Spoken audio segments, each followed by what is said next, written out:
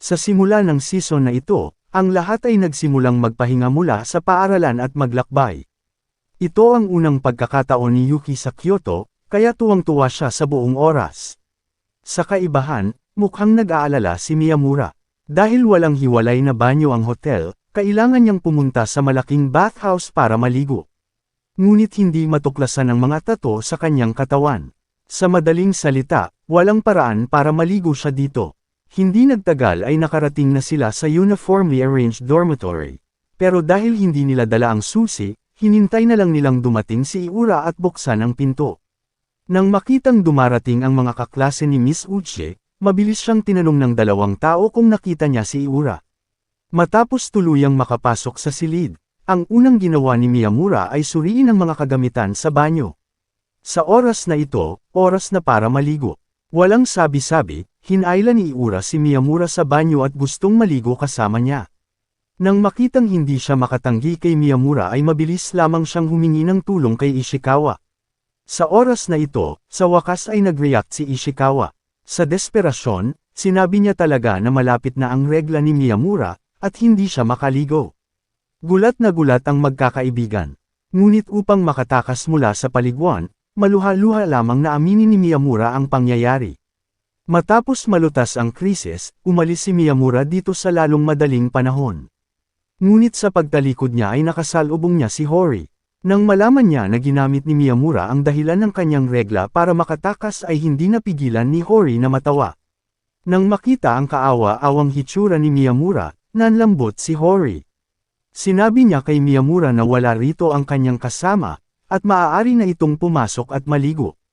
Makalipas ang 2.5 minuto, lumabas si Miyamura sa banyo pagkatapos maligo.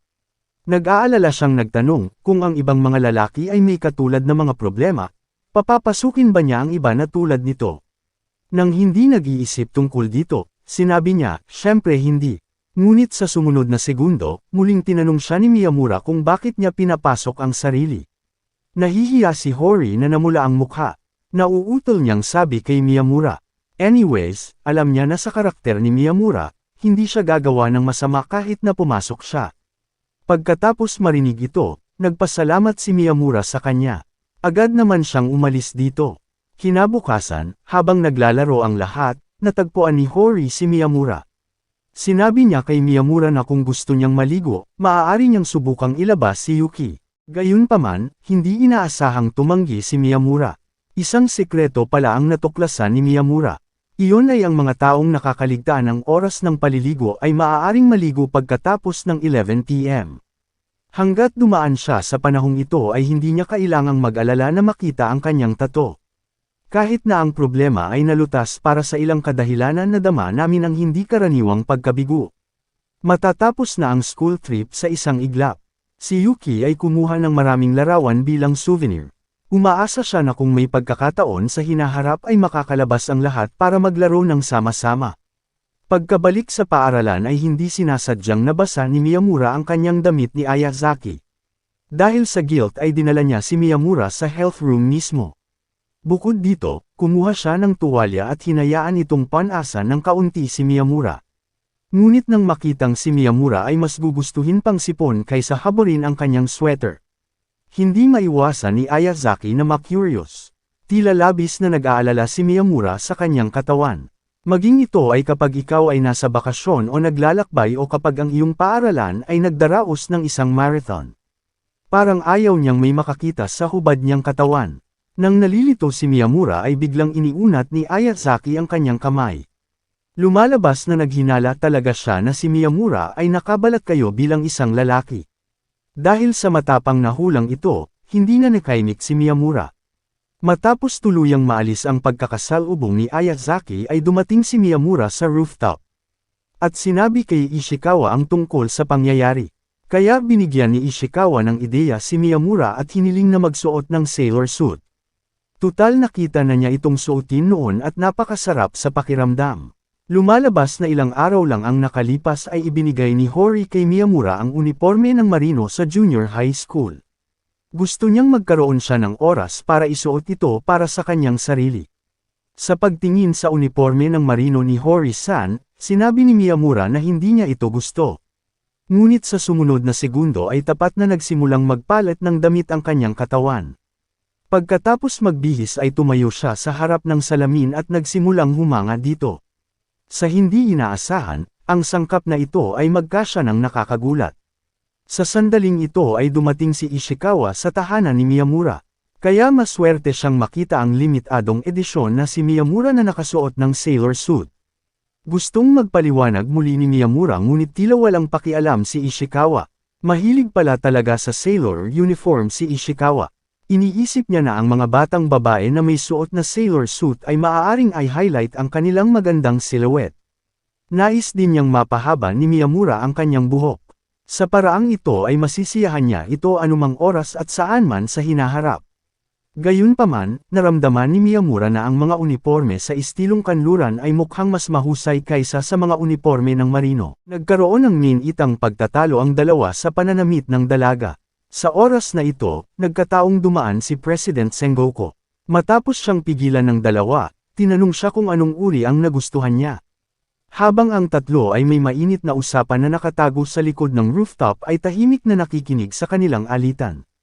Kinabukasan, tinawag ng guro si Miyamura at ang pangulo.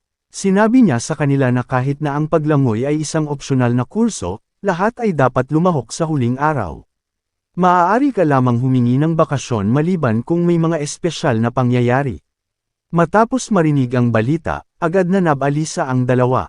Dahil kung hihilingin sa kanila na haburin ang kanilang mga damit sa harap ng lahat, ito ay tulad ng pagpasok sa English class na nakahubad. Nang makita kung gaano lumalaban ang dalawa, hindi na sila pinilit ng guro. Ngunit kailangan nilang magkaroon ng wastong dahilan. Sa ganitong paraan, naatasan ang dalawa na maglinis ng pool sa araw ng swimming lessons. Kung nagkataon, dumaan sina Hori at Ayazaki matapos ang kanilang klase. Mabilis na tumakbo palabas ng swimming pool ang batang nakarinig sa boses ng babaeng kaklase. Inupuri ni Hori ang panahon at kung gaano kabilis dumating ang taglagas. Gayunpaman, naiirita siya sa katotohanang hindi tumanggo sina Sengoku at Miyamura. Lumalabas, kahit na lumipas na ang swimming class, may gulo na namang naghihintay sa kanila. Dumating si Iura sa student council room kasama ang grupong para sa araw ng palakasan, at sumigaw si Sengoku habang papalapit ang araw ng palakasan. Upang maiwasan ang araw ng palakasan, sinimulan nina Sengoku at Miyamura ang paggawa ng ulan. Sina Ishikawa at Miyamura ay nasa parehong koponan. Tinanong ng Team West Ishikawa si Sengoku tungkol sa kanyang team at natutuwa siyang malaman na ang kanyang mabuting kaibigan at mahalagang student council president ay wala sa kanyang team. Sina Hori at Sengoku ay nasa Team East, gayon din sina Yuki at Iura. Sa gayong mga tao sa kanyang koponan, hindi maaaring manatili lamang si Sengoku sa mga sulok at walang gagawin tulad ng mga nakaraang taon. Si Sakura, ang mahiyaing babae, ay bahagi rin ng cheerleading team at kinukumbinsi niya ang sarili na siya ang gumagawa nito. Kailangang gawin ito ng lahat. Kahit na ang mga walang ritmo ay kailangang gawin ito. Sina Remy at Sakura ay nasa Team West kasama sina Miyamura at Ishikawa. Matapos sabihin sa kanya ni Hori na siya ay nasa parehong koponan ni Ishikawa, agad siyang nag-ilaw hanggang sa napagtanto niya na makikita rin ni Ishikawa ang kanyang nakakatakot na cheerleading. Ngayon, nagpapakasawa na rin si Sakura sa paggawa ng ulan. Sa kanilang pagbabalik, kinausap ni Hori si Miyamura tungkol sa kung paano dapat kumilos si Sengoku bilang pangulo at makilahok sa araw ng palakasan. Gayunpaman, hindi siya kasing energetic gaya ni Sauta kay Miyamura. Kinausap niya si Miyamura na lumahok sa 100 metrong karera. Tinanong niya kung magpapasaya si Hori para sa kanya kung gagawin niya ito. Sinabi sa kanya ni Hori na syempre gagawin niya. Pagkatapos ay ipinaalala niya sa kanya na sila ay nasa iba't ibang mga koponan. Ngayon, kahit si Miyamura ay inaabangan ng araw ng palakasan. Pagkatapos ng klase, si Sakura ay nagsasanay mag-isa sa kanyang mga kasanayan sa cheerleading, at doon ay naabutan siya ni Yuki. Sinabi ni Sakura kay Yuki na wala siyang ritmo at nakalimutan niya ang mga galaw kaya tinulungan siya ni Yuki, kahit nakalaban niya, na magsanay. Right, left punch, taas kamay and shake shake shake and like that, pinapaalala ni Yuki sa kanya ang lahat ng galaw. Talagang gusto ni Sakura sina Remy at Sengoku, gayunpaman, ang kanilang mga kasanayan sa pagluluto ay kasing sama ng asawa noong 1970s. Iyon ay dahil dinadagdagan nila ang anumang makikita nila sa kanilang mga ulam. Kahit na naghahalo, sinisigurado ni Remy na aabot ito sa salamin ni Sakura, gaano man kalayo ang kanyang kinatatayuan. Si Sengoku ay hindi sigurado sa lahat, tulad ng bag na ito na may label na asin, ngunit hindi siya sigurado kung ito ay talagang naglalaman ng asin. Binalata ni Sengoku ang patatas sa 2 piraso, nagbabalat iyon sa kanya. Ang paraan ni Remy sa paghawak ng kutsilyo na para bang pipilitin niya ang isang Sakura na ilayo siya sa kutsilyo. Samantala, pinutol ni Sengoku ang kanyang daliri, kaya dinala siya ni Sakura sa labas upang hugasan ang kanyang sugat. Sa pamamagitan ng paggamit ng kawalan ng Sakura, idinagdag ni Remy ang anumang makakaya niya at lumikha ng isang nakakalaso na ulam na may nakakatakot na aura. Isa na namang cooking class at ngayon, ang klase ay pagluluto ng curry. Para doon, nagdala si Sengoku ng labanos at si Remy naman ay nagdala ng tokwa. Pareho silang hindi sangkap para sa curry. Napag-alaman ni Sengoku na ang kailangan lang nilang gawin ay maglagay ng mga gulay sa paligid ng kaldero at magical na lalabas ang curry. Pinagbawalan na naman si Remy sa paggamit ng kutsilyo. Gayunpaman, si Sengoku ay nagbabalat ng husto kaya ang mga mata ni Sakura ay napuno ng luha sa tuwa. Sa katunayan, binalatan niya ito ng husto kaya nawala ang buong patatas. Dahil inaasahan na ito ng kanilang klase, binibigyan nila sila ng ilan sa kanilang curry. Depressed ngayon si Remy kung paanong hindi na siya makakapagluto. Tiniyak sa kanya ni Sengoku na kapag gusto, may paraan. Lahat ng lalaki ay kumikilos lahat ng lalaki habang ang kanyang palayok ay nasusunog. Ang kanin na binigay ni Sakura kay Remy ay naging lugaw na ngayon. Habang kumakain ng kanilang mushi rice na may makapal na curry, humingi ng tawad si Remy kay Sakura at pinupunan siya na magiging isang mahusay na asawa. Namumula si Sakura habang nag-aalala sina Sengoku at Remy na wala silang mahanap. Tumayo si Sakura at sinabi sa kanila na kung ganoon, babantayan niya ang dalawang ito. Si Sakura, ang cool mommy. Ibinigay ni Yoshikawa ang East at West team shirt at nagulat na malaman na si Miyamura ay hindi isang S, ngunit isang L. L para sa malaki. Sinabi niya kay Toro na tulungan din siya, dahil siya rin ang kinatawan ng PA. Itinanggi niya, bilang isang resulta, inihagis ni Yuki ang lahat ng mga kamiseta sa hangin. Sinabi ni Miyamura kay Toro na siya ay sasali sa 100 metrong karera at pagkatapos ay ipinagdarasal nila si Sengoku na lumahok din, dahil ito ay magagarantiya ng kanilang tagumpay. Si Sengoku, na nagpapaulan pa rin. Inilalarawan ni Miyamura si Hori na nakasuot ng cheerleading outfit, samantalang sa totoo lang, kabaligtaran ang suot niya. Sa araw na ito, hindi inaasahang nakita ni Hori si Miyamura na nakikipag-usap at nagtatawanan kasama ang kanyang babaeng deskmate. Ang lamig na naramdaman niya sa sandaling ito ay nagpatayo ng balahibo ni Ishikawa. Pagka-uwi, nahiga si Miyamura sa lupa at nagpaliwanag kay Hori. Nakalimutan lang kasi ng babaeng deskmate na dalhin ang mga textbook niya kaya sabay silang nagbasa. Gayunpaman, matapos malaman ang resulta, ayaw pa ring sumuko ni Hori. Dahan-dahan niyang gustong mapalapit kay Miyamura at ipaalam sa kanya kung gaano siya kalakas. Gayunpaman, ginamit ni Miyamura ang posisyon na kanyang pinagpraktisan sa loob ng 2.5 taon kaya hindi siya nahuli ng mahabang panahon. Hanggang sa wakas, napilitan siyang walang daan palabas. Sa sandaling ito, mukhang agrabyado si Miyamura. Sinabi niya na wala siyang ginawang masama at hindi karapat-dapat sa gayong parusa. Nang makita ang naagrabyado ni Miyamura, tingnan mo, naawa kami at pinabayaan siya pansamantala. At dumating siya sa paaralan kinabukasan, sinabi ni Hori sa matalik niyang kaibigan na si Yuki ang nangyari kahapon. Nakakatakot daw talaga kapag nagseselos. Pagkaraan ng ilang sandali, kinailangan ni Yuki na umalis pansamantala dahil sa ibang bagay, bagaman si Hori ang nagsagawa ng kanyang gawain. Gayunpaman, dahil masyadong kakaunti ang damit ni Hori, nagsimula siyang bumahing maya-maya. Sa pagkakataong ito, nakita ito ng isang kaklase sa Miss Uchi na nagkataong dumaan, kaya ipinahiram niya ang kanyang coat kay Hori. Hindi nagtagal pagkaalis ni Miss Uchi, dumating si Miyamura dito. Nang makita ang coat ng isa pang batang lalaki na nakatikip sa mga binti ni Hori, tinanong niya ito, at kinuha ni Miyamura ang coat mula mismo sa mga binti ni Hori. At sinuot niya ulit ang sweater niya. Dahil suot ni Miyamura ang sweater ay mas mainit ito kaysa sa jacket. At magkatabi silang dalawa at nagsimulang mag-chat. Hindi nagtagal ay napansin ni Miyamura si Miss Uchi na papalapit, kaya mabilis siyang nagpalit ng damit. At niyakap niya ng mahigpit si Hori at nagmamadaling umalis sa eksena. Matapos ibalik ni Hori ang mga damit kay Miss Uchi, muling nagpakita si Miyamura sa harap ni Hori. Ang araw ng palakasan ay nagsisimula sa mga motivational na talumpati ng punong guro at mga awtoridad na nagpapasigla sa mga mag-aaral, ngunit pagkatapos ay inanunsyo ng host ang oras para sa pangako ng patas na laro, at ang pangakong ito ay bibigkasan ng walang iba kundi ang self-conscious president ng Student Council.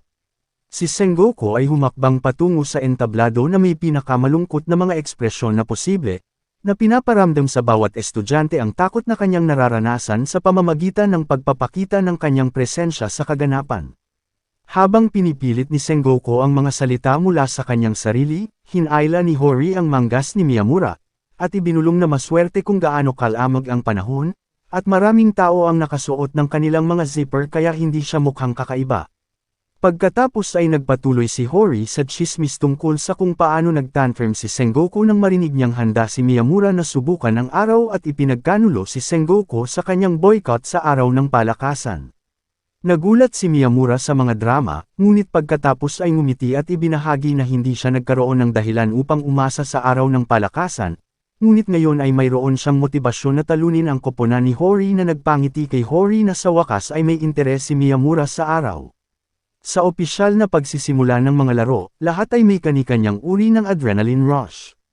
Ang iba ay kinakabahan, ang iba ay nasa sabik, at ang huli ay mapotla at asol na Sengoku. Sinubukan ni Hori at Ayura na kumbansihin si Sengoku na makilahok sa tatlong paa na karera, ngunit gusto lang niyang mawala. Habang inaanunsyo ang hurdle race ng mga babae, lumipat si Hori sa kanyang posisyon kung saan nakatagpo niya si Remy, nakalahok bilang kanyang kalaban sa isang ito. Nararamdaman ni Remy ang kaba na nakikipagkarera laban kay Hori dahil alam niyang malakas at may kakayahan si Hori habang nilalayo niyang ibagsak ang sinuman sa kanyang paraan. Pinili ni Remy na talunin si Hori gamit ang laro ng isip. Sinabi ni Remy kay Hori na dahil si Miyamura ang nagyaya para sa kanya sa halip na si Hori, siya ay magiging pag-aari nito kung siya ang manalo sa karera at magpapatuloy na tawagin siyang ito na ikinatigilan ni Hori kapag ang putok para sa simula ng karera ay pinaputok, na iniwan siyang tumigil, habang pasulong ang lahat. Pagkatapos ay sinubukan ni Hori na abutin at sinipa ang isa sa mga hadlang ng buong lakas dahil hinayaan niyang guluhin si Remy sa kanyang ulo.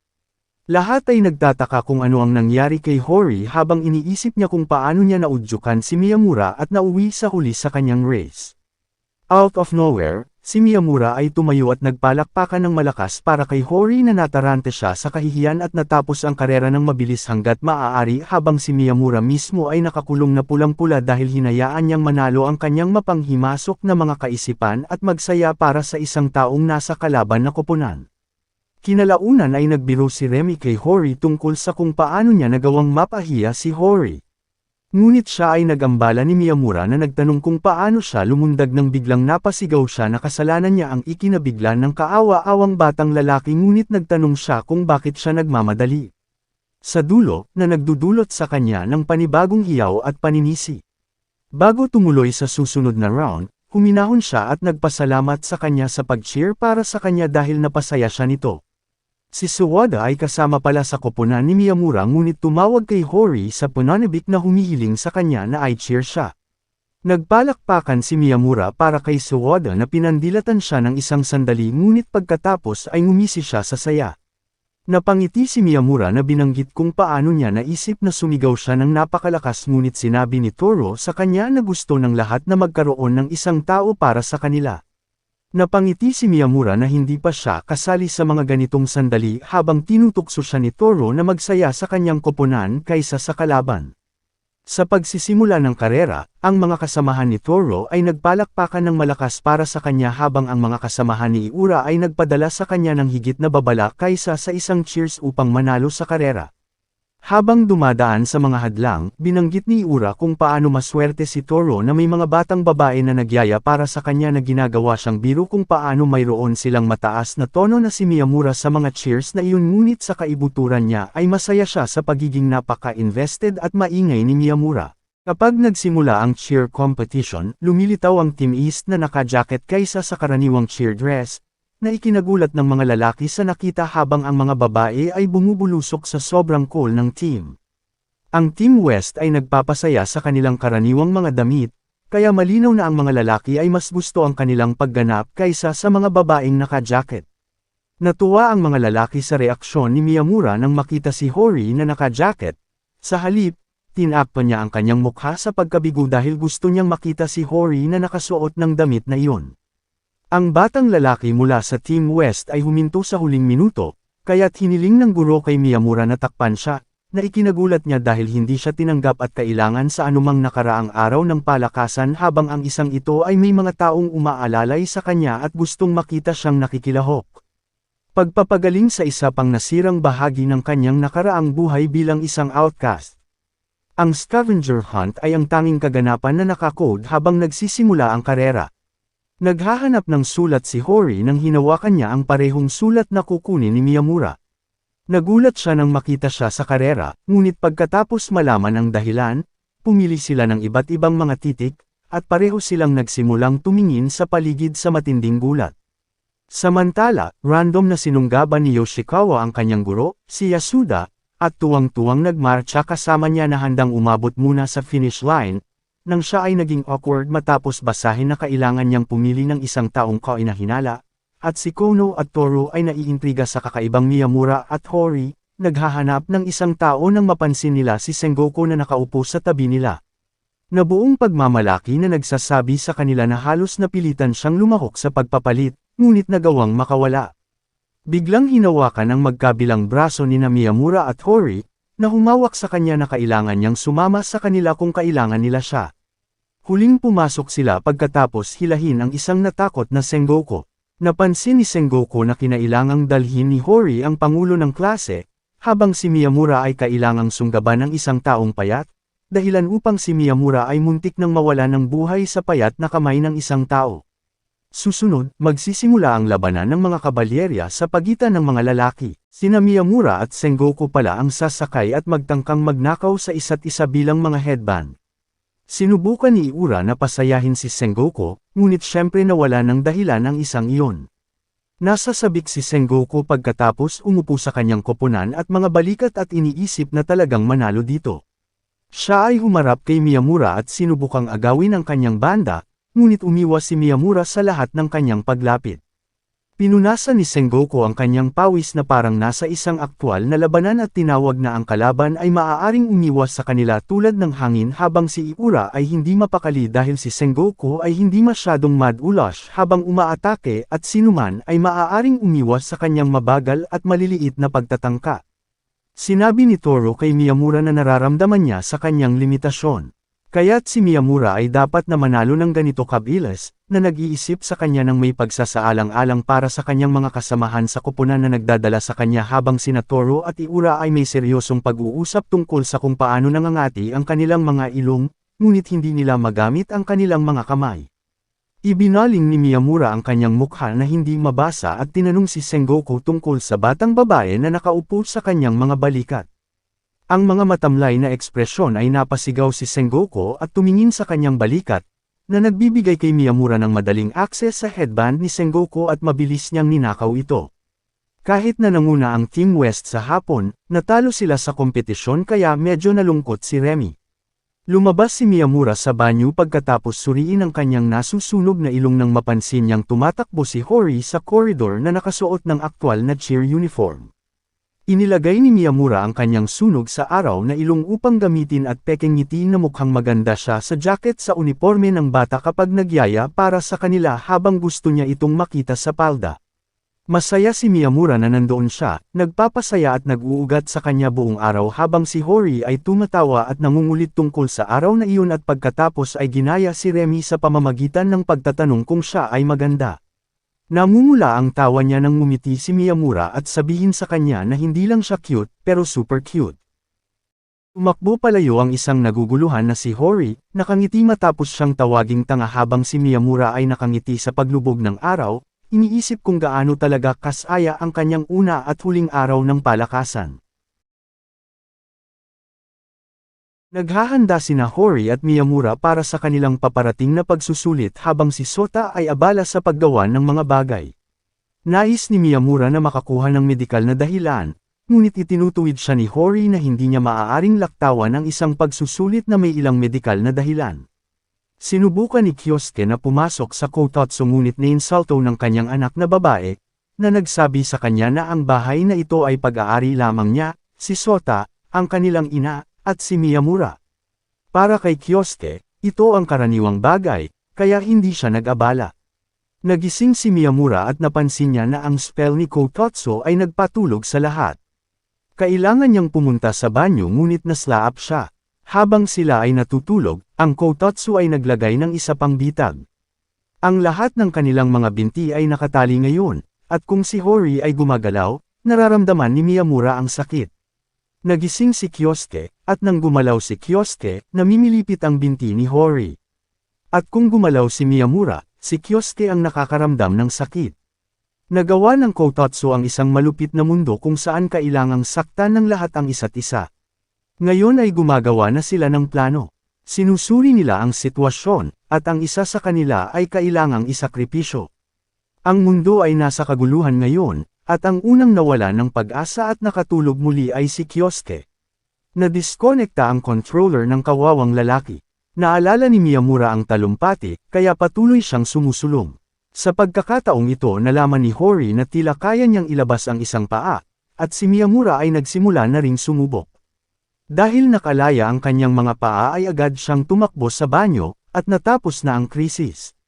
Upang maiwasang mangyari muli ang sitwasyong ito, iminumungkahi ni Miyamura na matulog sa parehong direksyon. Kinabukasan, nagpasya si Miyamura na uuwi siya ng 7 dahil hindi siya makakapag-uwi kagabi. Mayroon pa silang 1 oras, ngunit ang hindi nila alam ay sapat na ang 1 oras para sa Kotatsu. Sa loob ng 6 na minuto, parehong nakatulog sina Hori at Miyamura. Samantala, natagpuan ni Kyosuke si Sengoku. Naalala agad ni Sengoku ang payo ng kanyang ama. Anuman ang mangyari, dapat niyang palaging, huwag pansinin ang Horace. Upang maiwasan ang gulo, sinubukan ni Sengoku na tumakas mula sa masamang taong ito na tila may masamang iniisip para sa ama ni Sengoku. Gayunpaman, hinawakan ni Kyosuke ang kanyang braso at dinukot siya. Nagising si Hori ng 12 AM, pagkatapos ng 5 oras, at nagulat nang makitang natutulog din si Sengoku sa Kotatsu. Ginaising niya si Miyamura, na tila nagpapakasawa sa isang labanan sa piitan. Maging si Sengoku ay kasama niya sa misyon na ito, at nagmumungkahi siyang bumili ng ilang item sa pagbawi ng MP. Ginaising sila ni Hori sa pagsasabing encounter, at si Sengoku ay natakot nang makakita ng golem sa kanyang harapan. Ang golem lang ay ang girlfriend ni Miyamura. Nandito si Kyosuke para iligtas ang araw kasama ang kanyang hero party. Sinabi sa kanila ni Sengoku na siya ay dinukot at dahil dito siya ay narito. Hiniling ni Hori kay Miyamura na maghugas kasama niya. Ibinulong ni Miyamura kay Hori na hindi, sapagkat matuklasan ang kanyang tato. Sa sandaling nag-iisip, naalala ni Sengoku ang tungkol sa pagbabakasayon sa paaralan at paglalakbay. Oras na sadyang sinusuray-suray niya ang oras nang siya ay naligo. Ipinaliwanag ni Miyamura na ayaw niyang makita ng iba dahil payat siya.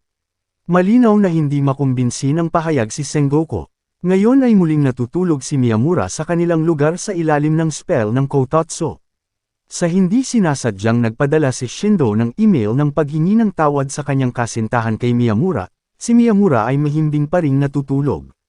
Nang napansin ni Hori na nag-vibrate ang telepono ni Miyamura at nakita niya ang mahahabang mensahe ni Shindo. Hindi alam ni Hori na hindi niya sinasadyang nagpadala ng mga iyon at ngayon ay nasisiraan na siya ng bait sa sobrang romantikong mensaheng ito na nagtatapos sa I love you. Sinubukan ni Hori na gisingin si Miyamura, ngunit sa pagsasabi ng pangalan ni Shindo sa kanyang pagtulog, nakakuha siya ng isang karapat-dapat na pop. Sa wakas ay nagising si Miyamura na pagtanto niya na galit si Hori. Para mapasaya siya, personal na tinulungan ni Miyamura ang kanyang pagbabalat ng mga orange. Biglang naalala ni Hori ang planong ginawa niya para sa kanyang sarili na makakain lang siya ng 2 beses sa isang araw. Sinabi sa kanya ni Miyamura na kung hindi siya kakain, hahalikan siya nito. Kung kumain man siya, hahalikan pa rin siya nito. Ngayon masaya na siya at namumula. Tandaan ang halik ng candy. This time, Maikin, kiss na. Nag-aalala ngayon si Hori na ginagawa ito ni Miyamura sa pamamagitan ng ugali at maaaring ginawa rin ito kay Shindo. Tinitingnan ni Toro at Miyamura ang mga larawan ng pagkabata ni Sengoku. Kapag sinubukan niyang itago ang isang album, nalulupig na siya. Si Miyamura ay nag-e-enjoy sa mga larawan hanggang sa makita niya ang larawan ng pagkabata ni Hori at ngayon ay binansagan siya bilang isang lolicon. Sa sandaling iyon, ginawa ni Sengoku ang awkward na sitwasyong ito sa isang awkward na sitwasyon ng Ultra Pro Max sa pamamagitan ng pagtatanong kung nagbabago pa rin si Hori sa harap ng ibang tao. Noong isang araw lang, nagpalit siya sa student council room sa harap ni Sengoku, na sinasabi na hindi ito nakakaabala sa kanya, ngunit nagalit siya nang tanungin ni Sengoku kung basta-basta siyang nagbabago sa harap din ni Miyamura. Hindi napagtanto ni Sengoku na ang tingin sa kanya ni Hori ay walang iba kundi isang alipin. Sa convenience store, nakasalubong ni Hori si Sengoku. Nakapagtataka, si Sengoku ay tila nagmula sa hinaharap, ngunit lumabas na ito ay ama ni Sengoku. Nararamdaman pa niya ang nakakatakot na aura na nagmumula sa Harai Jr., na ito, ngunit nang makilala niya si Miyamura, naramdaman niya ang isang mabait na batang lalaki. Agad niyang kinuha ang kalayaan na bigyan siya ng babala tungkol sa pamilya Hori para manatiling ligtas siya sa kanilang katiwalian. Ang mga magulang ni Hori at ang ama ni Sengoku ay nag-aral sa parehong mataas na paaralan. Nagulat si Miyamura nang marinig na ordinaryo at normal lang ang tingin ni Hori sa kanyang mga magulang. Bumalik sa lugar ni Hori, sina Kiyosaki at Sengoku Sr. ay nagkakaroon ng face-to-face na labanan kay Sengoku Jr. Sa gitna, ang kawawang Kakeru ay gustong maligtas. Masaya, dumating sina Miyamura at Hori at umupo sa tabi ni Kakeru. Lumalabas, si Kakeru at ang kanyang ama ay tumakbo kay Kyosuke at dinukot. Sinabi sa kanya ni Kyosuke na si Miyamura ay kasintahan ni Hori. Sinabi sa kanya ng ama ni Sengoku na walang oras ang kanyang anak sa mga ganoong bagay. Oo, wala siyang ideya na nakikipag-date si Kakeru kay Remy. Sa kasamaang palad, alam na ngayon ni Hori na ang relasyon ni Kakeru ay isang sikreto, at ngayon ay nagkakaroon siya ng maraming masasamang ideya. Gayunpaman, mas nag-aalala si Kakeru sa baka sa kanyang kaliwa na mapagkakamalang sisibol ng katotohanan. Sina Kyosuke at Sengoku ay nag-aaway kung paano dapat makipag-date si Kakeru. Ngayon ay ibinabato nila ang kanilang mga nakakahiyang alaala sa isa't isa tulad ng kung paano nakalimutan ni Sengoku ang tanghalian. Kaya binilhan siya ni Kyosuke ng 80 yen na tinapay at kumuha ng 100 yen sa kanya. O kaya nang hindi sumipot si Kyosuke sa exam dahil may nagnakaw ng front wheel ng bike niya at hindi na siya nag-abalang maglakad. Ngayon, sinusubukan ni Kyosuke na kumbansihin si Sengoku na sila ay matalik na magkaibigan, ngunit hindi kailanman magiging kaibigan ni Sengoku ang isang taong bumahing sa kanyang talumpati bilang presidente ng student council, ang posibilidad na ang manugang ni Kyosuke ay gumawa ng parehong kalokohan. Ibinalik ni Hori ang pag-uusap sa kasintahan ni Kakeru at napagpasyahan ni Miyamura na si Sengoku ay nasa awa pa rin ni Hori. Hindi matutulungan ang mga Sengoku.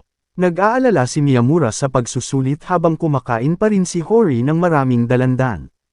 Pagkatapos ay sinimulan niyang pakainin si Miyamura at napagtanto na ito ay tulad ng pagpapakain ng isang hayop at nais na bigyan siya ng isa pa. Alam mo ba kung gaano karaming tao ang dumidila ng kanilang mga daliri pagkatapos kumain? Oo, isa si Miyamura sa kanila. Sa pagkakataong ito lamang, mga daliri iyon ni Hori, ngunit hindi iyon napigilan. Si Miyamura ay nagpapalipat-lipat sa pagiging napaka-italic. Si Shu at Motoko ay nakaupo sa kanilang sala na nasa background ang weather telecast, na para bang may interesado doon kapag binanggit ni Shu ang isang tawag sa telepono para kay Iura noong nakaraang araw. Isang lalaking nagngangalang Kitahara ang tumawag, ngunit dahil ginamit niya ang kanilang pangalan ng pamilya, hindi alam ni Shu kung para kanino ang tawag. Sigaw ni Motoko kay Shu sa pagbaba ng tawag sa halip na ibigay ito sa kanya. Si Shu ay nagsimulang kumilos ng buong proteksyon na nagsasabi kay Motoko na huwag siyang dalhin sa kanyang pagkawala. Si Mitoko ay patuloy na sumisigaw sa takot tungkol sa kung paano kilala ng lahat si Kitahara tulad ng ibang babae. Tumangala si Mitoko matapos ang kanyang nahihiyang rant tungkol sa pagkagusto sa isang lalaki, na ayaw sa kanya ay nakita niya ang kanyang kapatid na pumunta sa kusina at pinupunan ang kanyang bibig ng pagkain. Sinabi sa kanya ni Shu na sinabi ni Kitahara na hindi siya bibisita para sa isang sesyon ng pag-aaral kung umuulan ng nyebe kaya sinisigawan niyang muli si Shu dahil hindi siya umabot sa punto noon. Sina Yoshikawa at Miyamura ay naglalakad sa magkabilang gilid ng Hori, na parang mga zombie dahil sa virus na pinangalanang English exam na kumagat sa kanila. Naglalakad sina Toro at Shu sa likuran nang makatanggap siya ng text mula kay Mitoko tungkol sa pagbisita ng isang kaibigan, kaya hindi niya sila dapat istorbohin. Inilipat nito ang mga yapot ni Shu sa kanyang tahanan. Natarante si Mitoko tungkol sa paghanda ng lahat ng merienda, at kung may nawawala siya kapag nagsimula siyang makaramdam ng kahihiyan para sa pagsusumikap ng husto para lamang sa isang sesyon ng pag-aaral.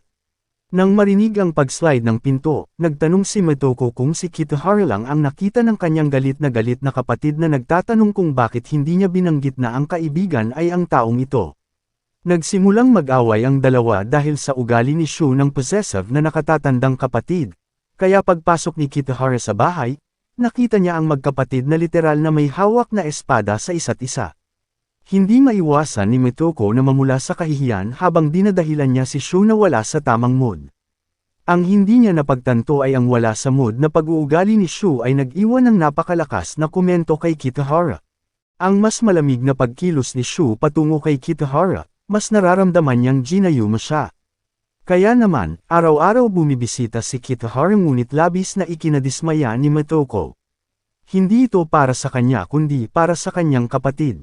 Walang kamalay-malay si Shu na ang pagkahumaling ni Kitahara ay nagpapaligaw sa kanya habang nakatitig kay Shu. Lumilikha ito ng isa pang pagtatalo sa pagitan ng magkapatid habang sinasabi niya sa kanya na kasalanan niya ang hindi pagkakaroon ng kasintahan at naging interesado si Kitahara sa kanya. Dinala ni Shu ang isyong ito sa kanyang mga kaibigan na sinasabing sinisi siya ni Mitoko sa hindi niya pagiging cute. Hindi mapigilan ni Hori na sabihin sa kanya na napaka-cute ni Mitoko sa kanyang maikli at magulong buhok. Sa sandaling sinabi niyang cute ang maikling buhok ni Mitoko, pumasok sa silid sina Yoshikawa at Miyamura, parehong nagtatanong kung pinupuri ang kanilang maikling buhok. Natuwa si Hori sa kumpiyansa na pagngiti ni Miyamura sa tanong nito habang nagsasalita siya tungkol sa isang babae. Binanggit ni Miyamura ang pag-arte ni Mitoko na parang isang aso na dumaraan sa pagdadalaga, at tulad noon, nagsimula ang randomness ng grupo.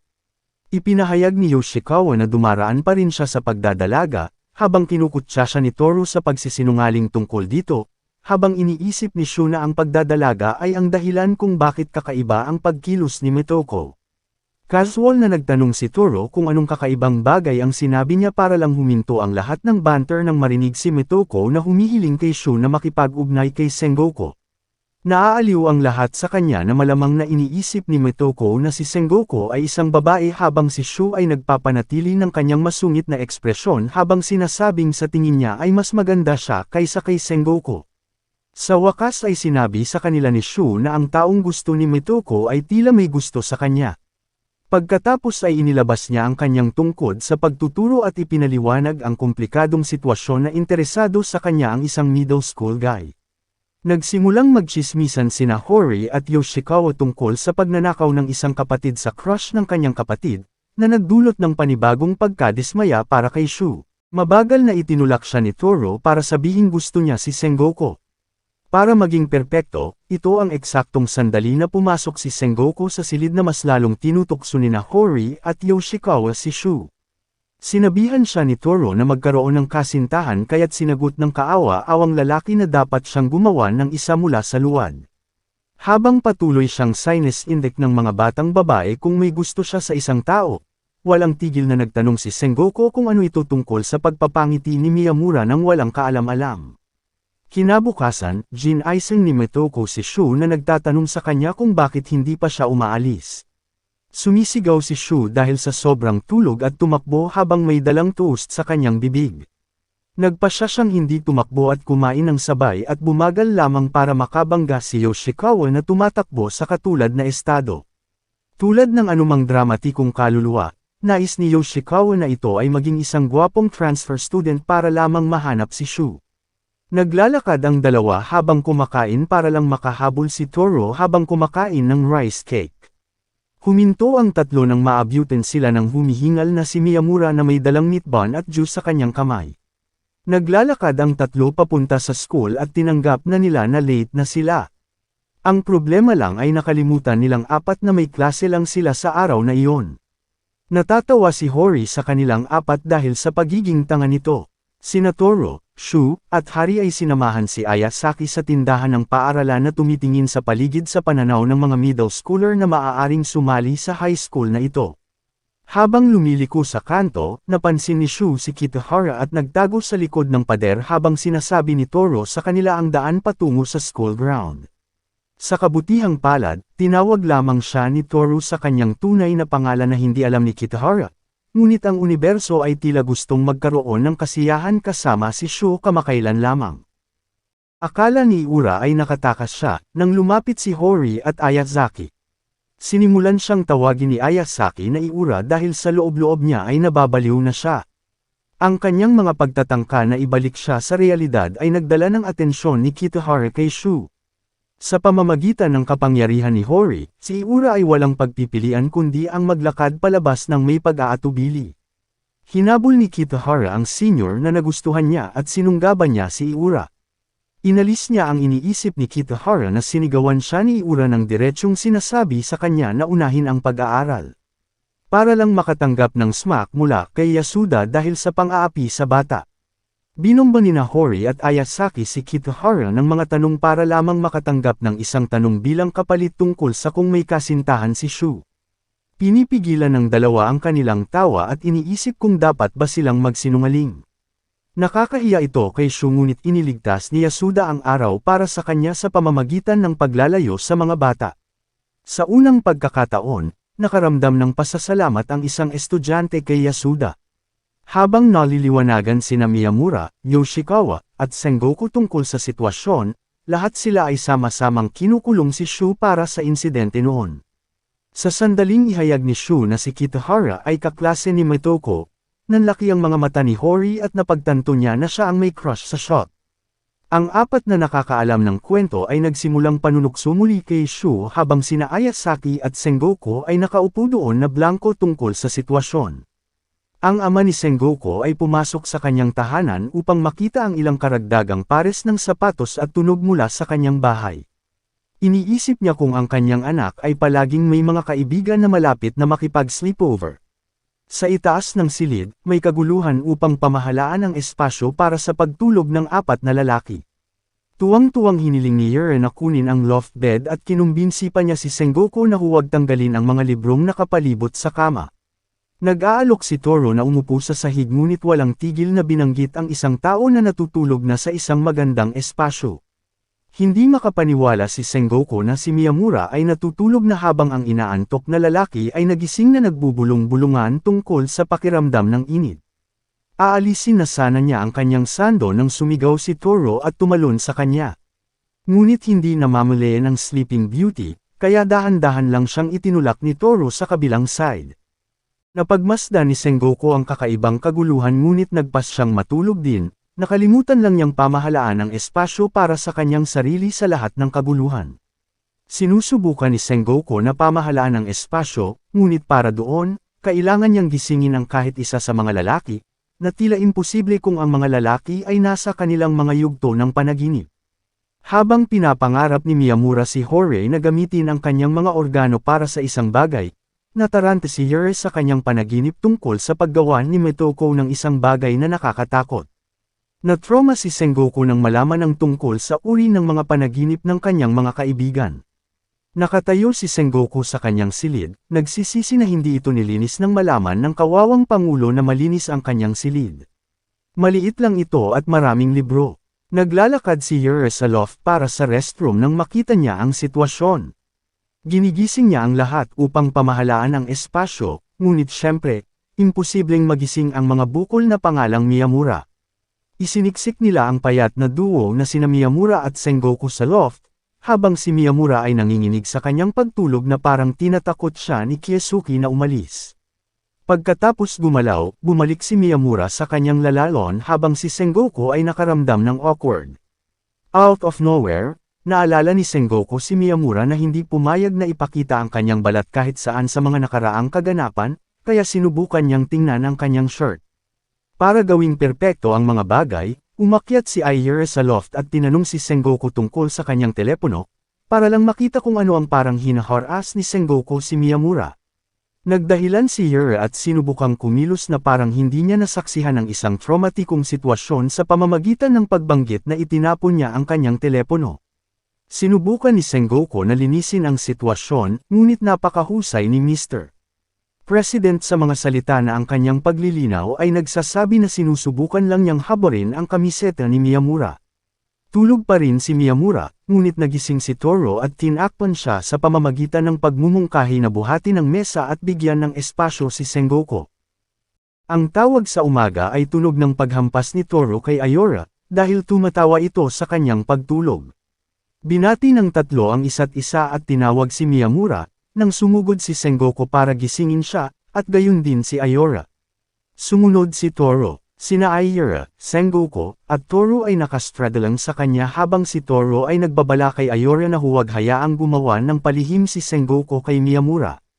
Sa pagbabalik ni Miyamura mula sa banyo, gumawa si Toro ng isa pang malaking kwento tungkol sa kung bakit hindi nagpapakita si Miyamura ng kanyang balat. Kahit sa paaralan, si Sengoku ay patuloy na nag-iisip tungkol sa tunay na dahilan habang sinusubukan ni Toro na iwagayway siya.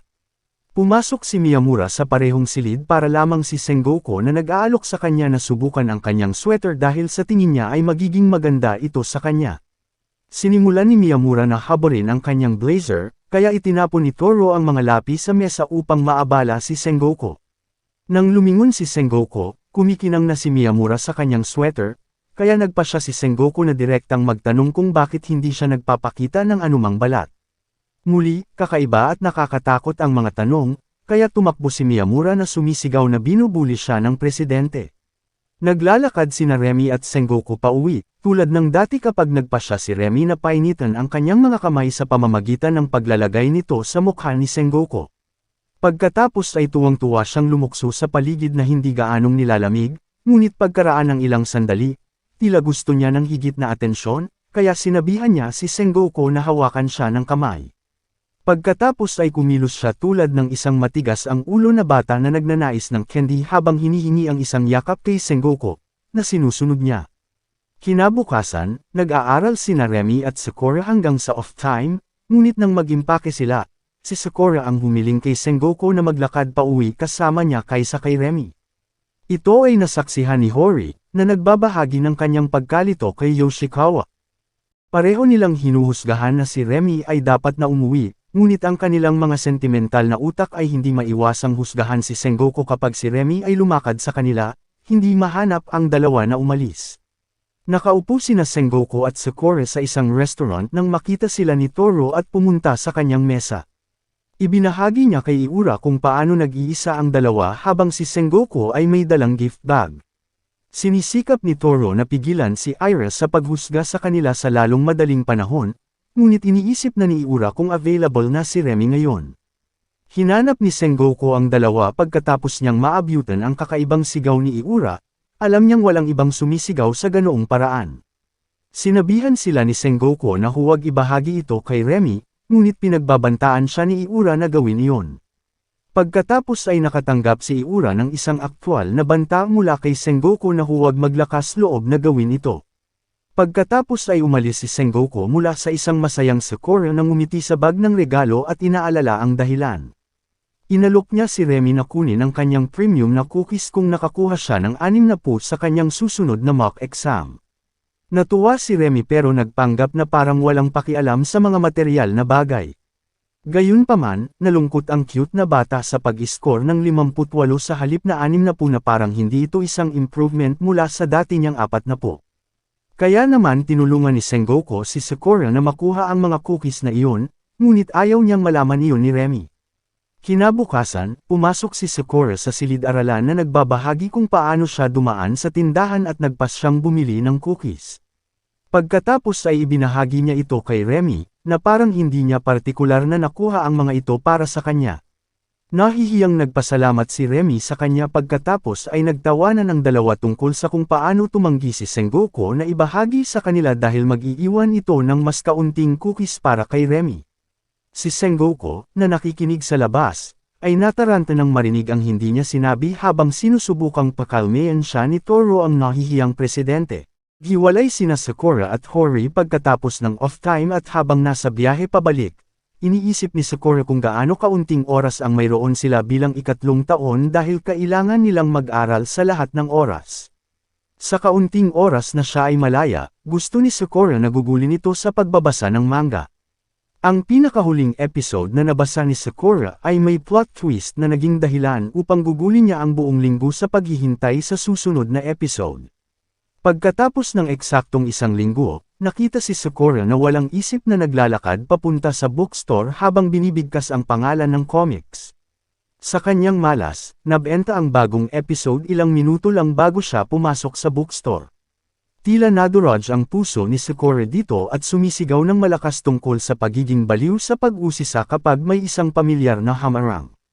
Si Yanagi ay bumibisita din sa bookstore habang naghihintay ng kanyang bus.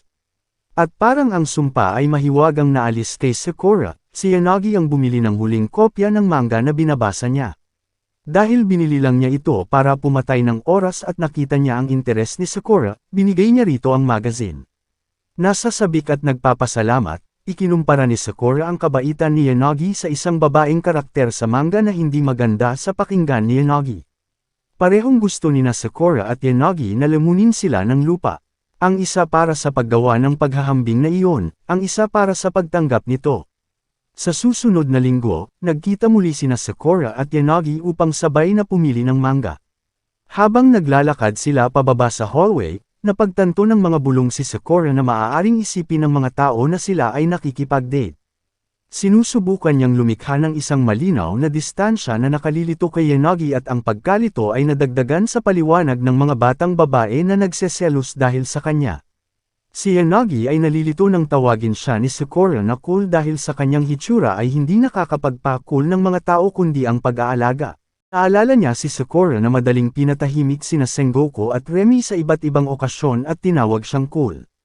Nagtataka si Sakura kung bakit siya tinawag ni Yanagi na cool, habang si Yanagi ay paipong pinagmamasdan ang kanyang daliri na nag-iisip ng paggupit ng papel at gusto niyang doon siya aliwin dahil minsan niyang nasaksihan si Remy na inaaliw ni Sakura.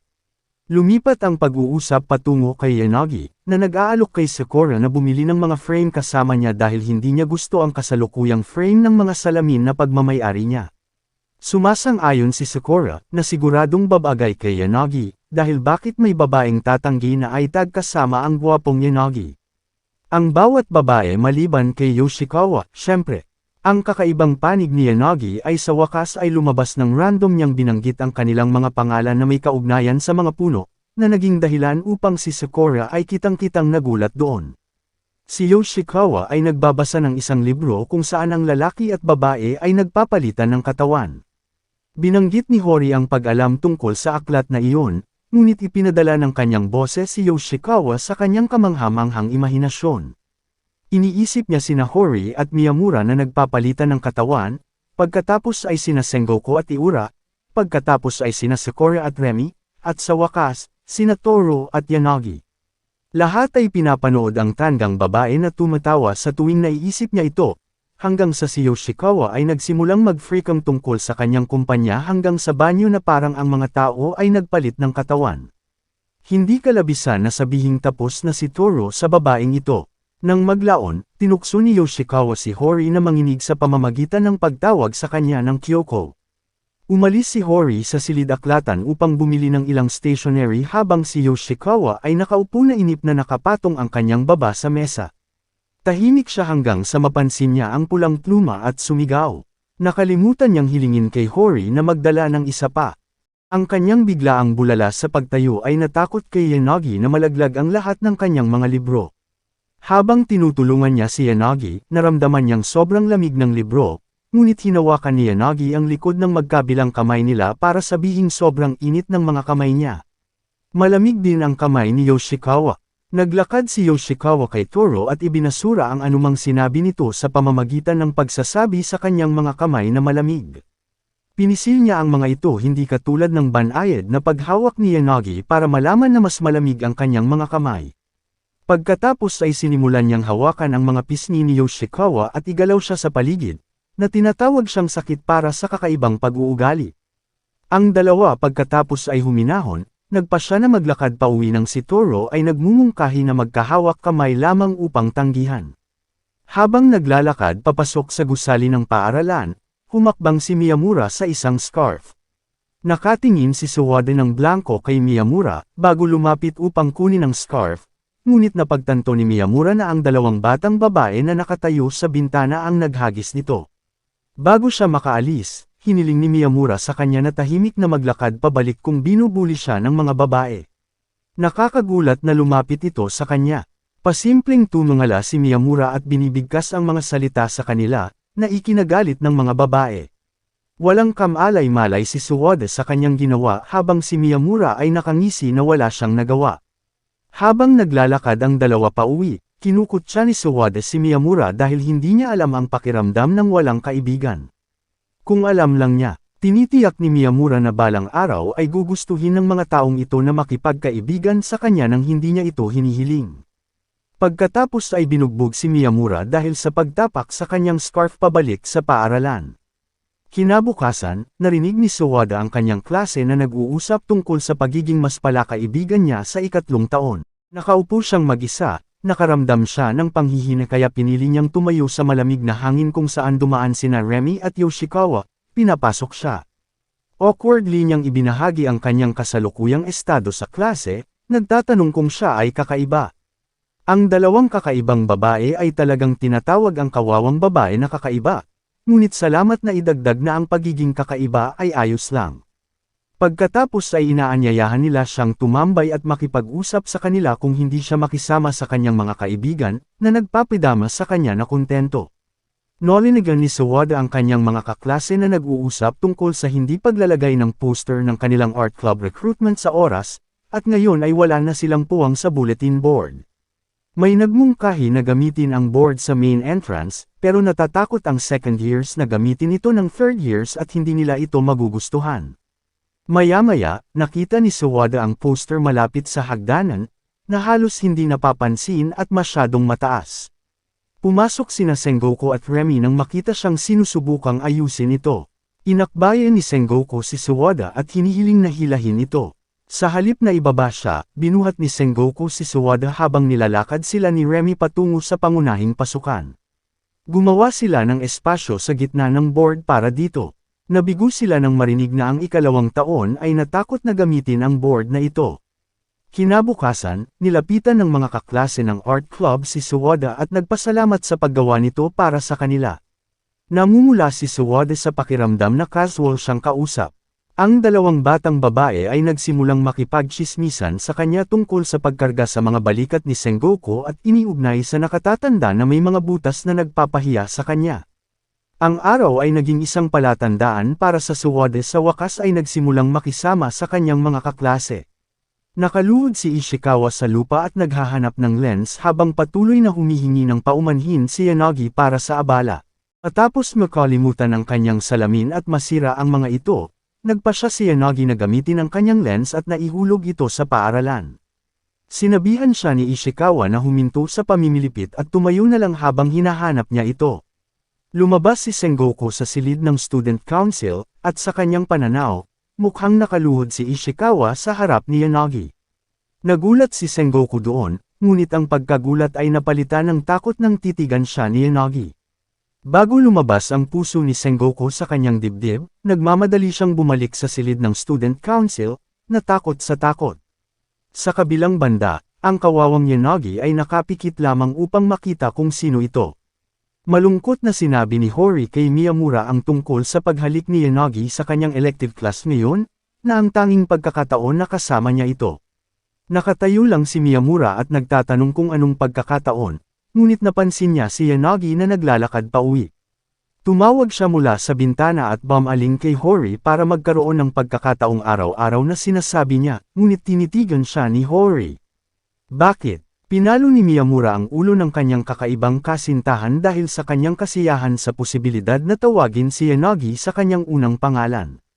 Si Remy ay nagdadala ng cookies para kay Yanagi at nag-aalok din kay Hori, na tumanggi, ngunit kalaunan ay nakiusap para sa kanila matapos marinig na sila ay ginawa ni Sakura at hindi si Remy. Nabalitaan ni Miyamura na super late na ang boss. Binanggit niya na si Yanagi ay naghihintay sa hangin. Naghihintay si Yanagi sa malamig na panahon kapag ang isang malamig na tono ay nagtanong kung ano ang ginagawa niya sa labas na nag-iisa. Ito ay walang iba kundi si Remy na may sunglasses na tumatama kay Yanagi na nagtataka kung ano ang ginagawa niya. Nag-pop up si Hori sa pagitan nila, na nagkukunwaring pinuprotektahan si Yanagi habang pinapanatili din ang malamig na kalmado. Nakalimutan ng dalawa ang mga linya ng anumang papel na ginagampanan nila at sinabi kay Yanagi sa parehong tono ng pag-arte na huli na ang bus. Yanagi, na kanina ay hindi nakaimik dahil dito, salamat sa dalawa. Inabot ni Miyamura ang mainit na koko para sa kanya at inabot iyon sa kanya ni Remy at Hori. Habang bumabalik sila sa dati nilang personalidad, nauutos si Hori habang nag-aalok ng cookies kay Yanagi. Nakatitig lang siya sa tatlo, halatang gulat na lumapit ang mga ito sa kanya, ngunit sinisigurado niyang wala siyang pakialam sa kumpanya nila. Pagkatapos ay nakatanggap siya ng text at ibinahagi ang kanyang ama na naghihintay, ngunit napansin niya ang pagiging random ng kanyang mga kasama habang nakikinig sila sa kanya at sa susunod. Pinagalitan ni Miyamura si Remy dahil sa pagpili ng random shades mula sa student council room. Humihingi ng paumanhin si Hori tungkol sa pagkain ng mas maraming cookies, at pinag-uusapan ng tatlo ang malamig na panahon. Napangiti si Yanagi sa kaguluhan at nagpatuloy sa wakas upang tangkilikin ang ilang cookies at mainit na koko kasama ang mga weirdo. Nagbiro sina Hori, Ishikawa, at Miyamura tungkol sa pag-text ni Sengoku na parang ibang tao sa kanyang kakaibang mga text. Nagpanik siya, humihiling sa kanila na huwag mag-surf sa kanyang mga text. Napatigil sila nang biglaang pagkatok ng ulo ni Yanagi sa mesa at tumingin sa kanya. Itinatanggi niya na nangyayari iyon, ngunit kalaunan ay ibinahagi niya kung paano niya na-miss ang kanyang mga alarma at pagkatapos ay ang kanyang electives class ngunit magsisilbing parusa kung mangyari muli. Pagkatapos ay ibinahagi niya kung paano nakitang sira ang kanyang alarm clock sa sahig at ang kanyang kama ay magulo, na hindi niya ginawa, at gayon din ang kanyang mga magulang, nakakaiba, nangyari ito. Hindi lamang ang inaantok na lalaki ang nag-iisip na ito ay kakaiba, kundi pati na rin ang kanyang mga kaibigan na dapat malaman na ginagawa ito ng taong ito sa pagtulog at hindi napagtanto ito ngunit piniling isipin na ito ay isang paranormal na aktibidad. Pagkatapos ay iminumungkahi nilang tawagan siya upang gisingin siya at pilitin si Sengoku na pumayag na magpadala sa kanya ng isang text, dahil ito ay magiging nakakatawa. Kinaumagahan, nagising si Yanagi sa kanyang alarma sa alas 7 ng umaga, binaliktad ito sa pagtulog, at nakatulog muli pagkatapos tingnan ang baliktad na oras at iniisip na 1:30 na. Pagkatapos ay ibinaba niya ang tawag kay Miyamura na tahasang nagpahayag na hindi na siya madyay gising. Sa tawag ni Ishikawa, sa wakas ay nagising si Yanagi ngunit ibinaba ang tawag ng walang salita. Sa paaralan, binanggit ni Ishikawa na ang tawag na walang tugon ay parang brutal. Humingi ng tawad si Yanagi at pagkatapos ay sinabi kay Sengoku na nakakatawa ang kanyang text. Na sinadya ni Sengoku na maging seryoso.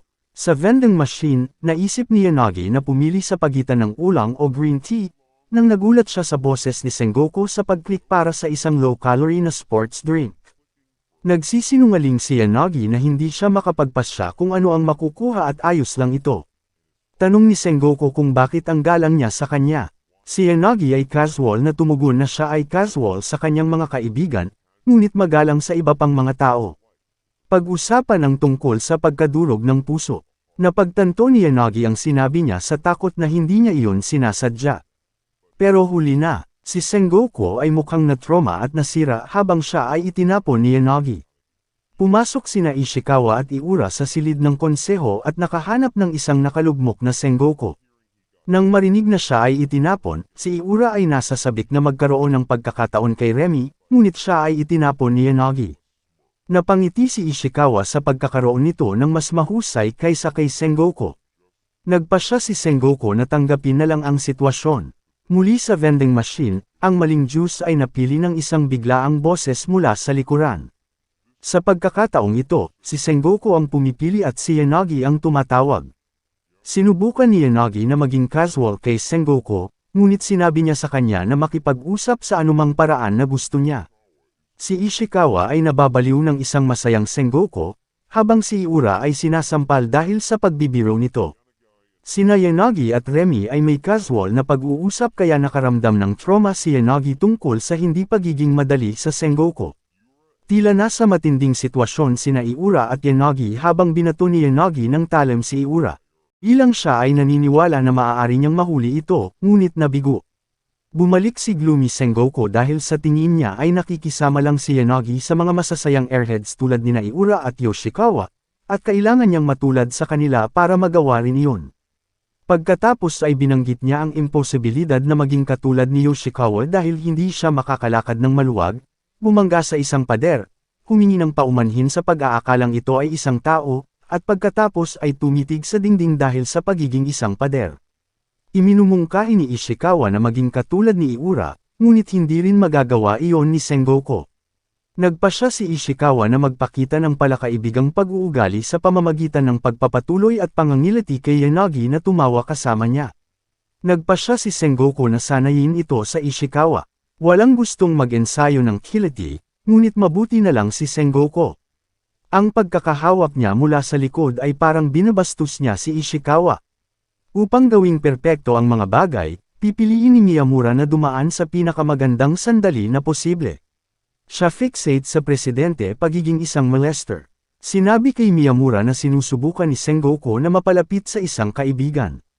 Mukhang sira si Miyamura habang iniisip kung, hindi pa ba sila sapat na kaibigan sa kanya. Tinawag siya ni Sengoku na pipi, na nakakagulat para kay Ishikawa, habang tinawag naman ito ni Miyamura na bullying. Sina Yanagi at Iura ay pumasok sa pag-uusap, at nagreklamo si Miyamura tungkol sa pagiging bully. Sinabi ni Yanagi na hindi ito maaaring totoo. Kaya't ginagamit ni Ishikawa ang sandaling ito para tawagin silang mabuting kaibigan, na ginagawang napakalinaw kung ano ang ipinahihiwatig niya. Pagkatapos ay binanggit niya si Sengoku na gustong maging katulad ni Iura. Tila naaabot ni Sengoku ang kanyang limitasyon sa bawat pagpasa ng pahayag, ngunit ang huling dayami ay lumilitaw kay Miyamura na sanhi ng pagtawag nito na isang abalang araw para kay Sengoku, dahil siya ay unang nangmomolestya, at ngayon ay si Iura. Habang binubugbog ni Sengoku si Miyamura para sa kanyang pipi at nakakalito na mga pahayag, ngumiti si Yanagi habang tinatawag itong isang magandang pagsasama sa pagitan nila.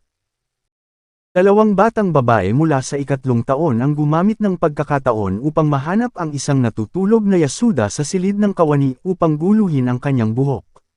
Nagising siya na nagtatanong kay Terajima kung may tao sa kanyang likuran at nanlulumo siya na napalampas ang pagkakataong sinasadyang paglaruan ng mga high school na babae ang kanyang buhok.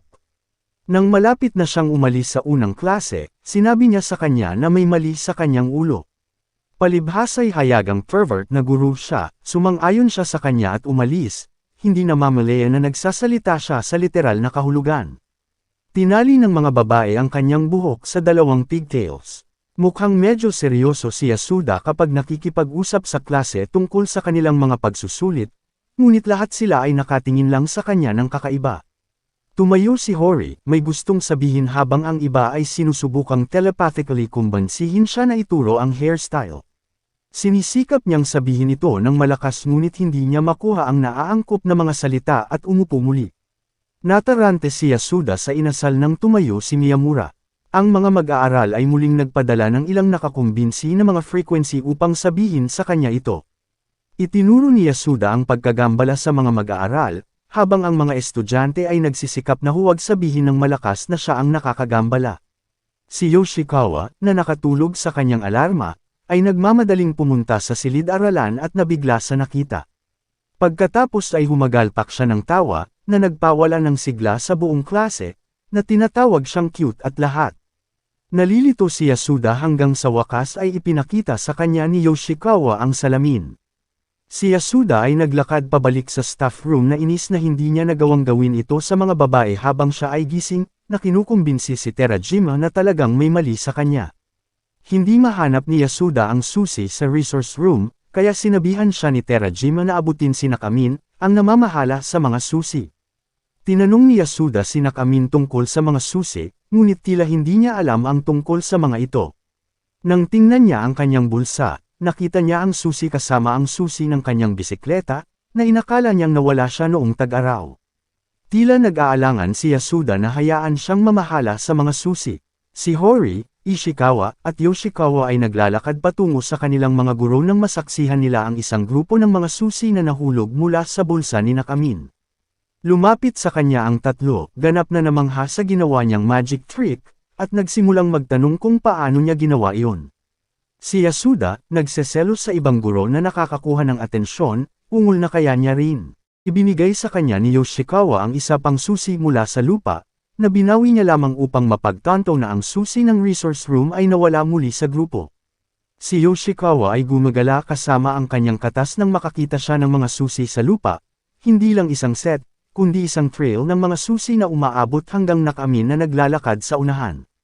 Naabutan niya ito, iniabot sa kanya ang mga susi, at itinuro na dapat ay may butas sa kanyang Amerikana, na kung saan ay nakatutok siya sa pagsuri sa iba pang mga bulsa kaysa sa bulsa ng dibdib.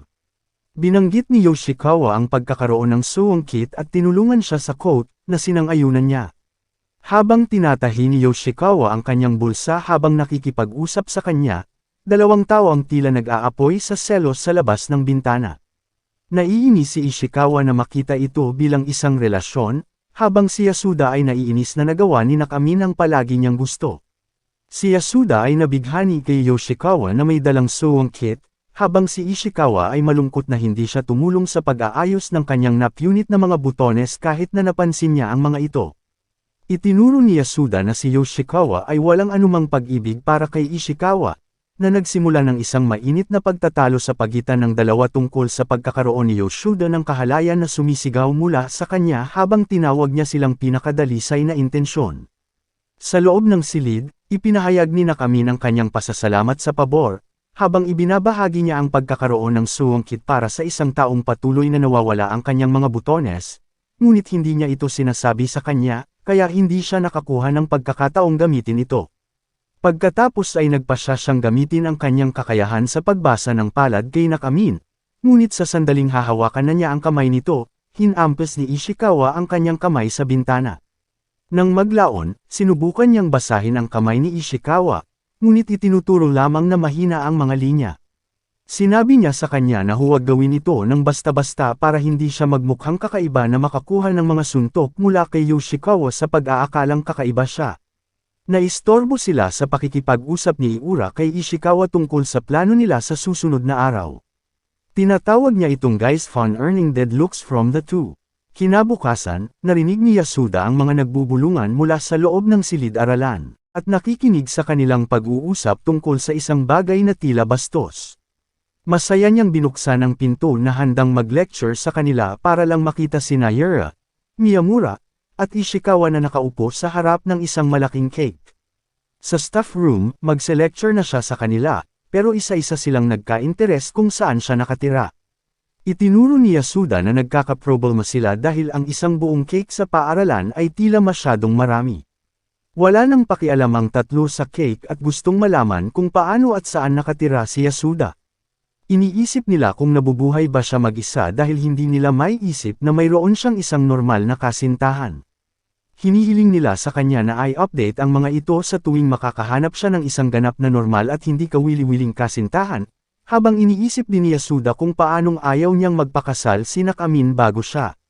Ang tatlong lalaki, na mukhang mataas sa sandaling ito, ay nagpapakita ng interes sa pagnanais na makita kung saan siya nakatira, ngunit handa lamang siyang payagan ang mga ito kung isasama nila ang kanilang mga kasintahan.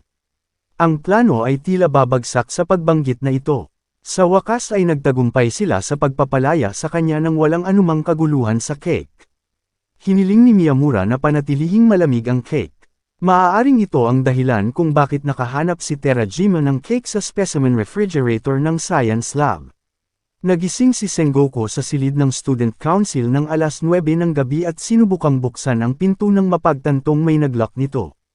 Upang gawing perpekto ang mga bagay, nakakulong siya kasama ang isang halimaw na nagngangalang Kyuko Hori, na madyay gising anumang oras ngayon. Nagising si Hori at sinisisi si Sengoku dahil sa pagiging pabaya nito, na parabang hindi siya natutulog na katulad niya. Ang pinakamalaking pag-aalala ni Hori ay tila bumibili ng mga carrot sa pag-uwi. Pagkatapos nito ay napagtanto niyang mayroon din siyang emergency sa banyo. Tumawag ang dalawa sa numero ng telepono ng paaralan na umaasang may guro na magliligtas sa kanila.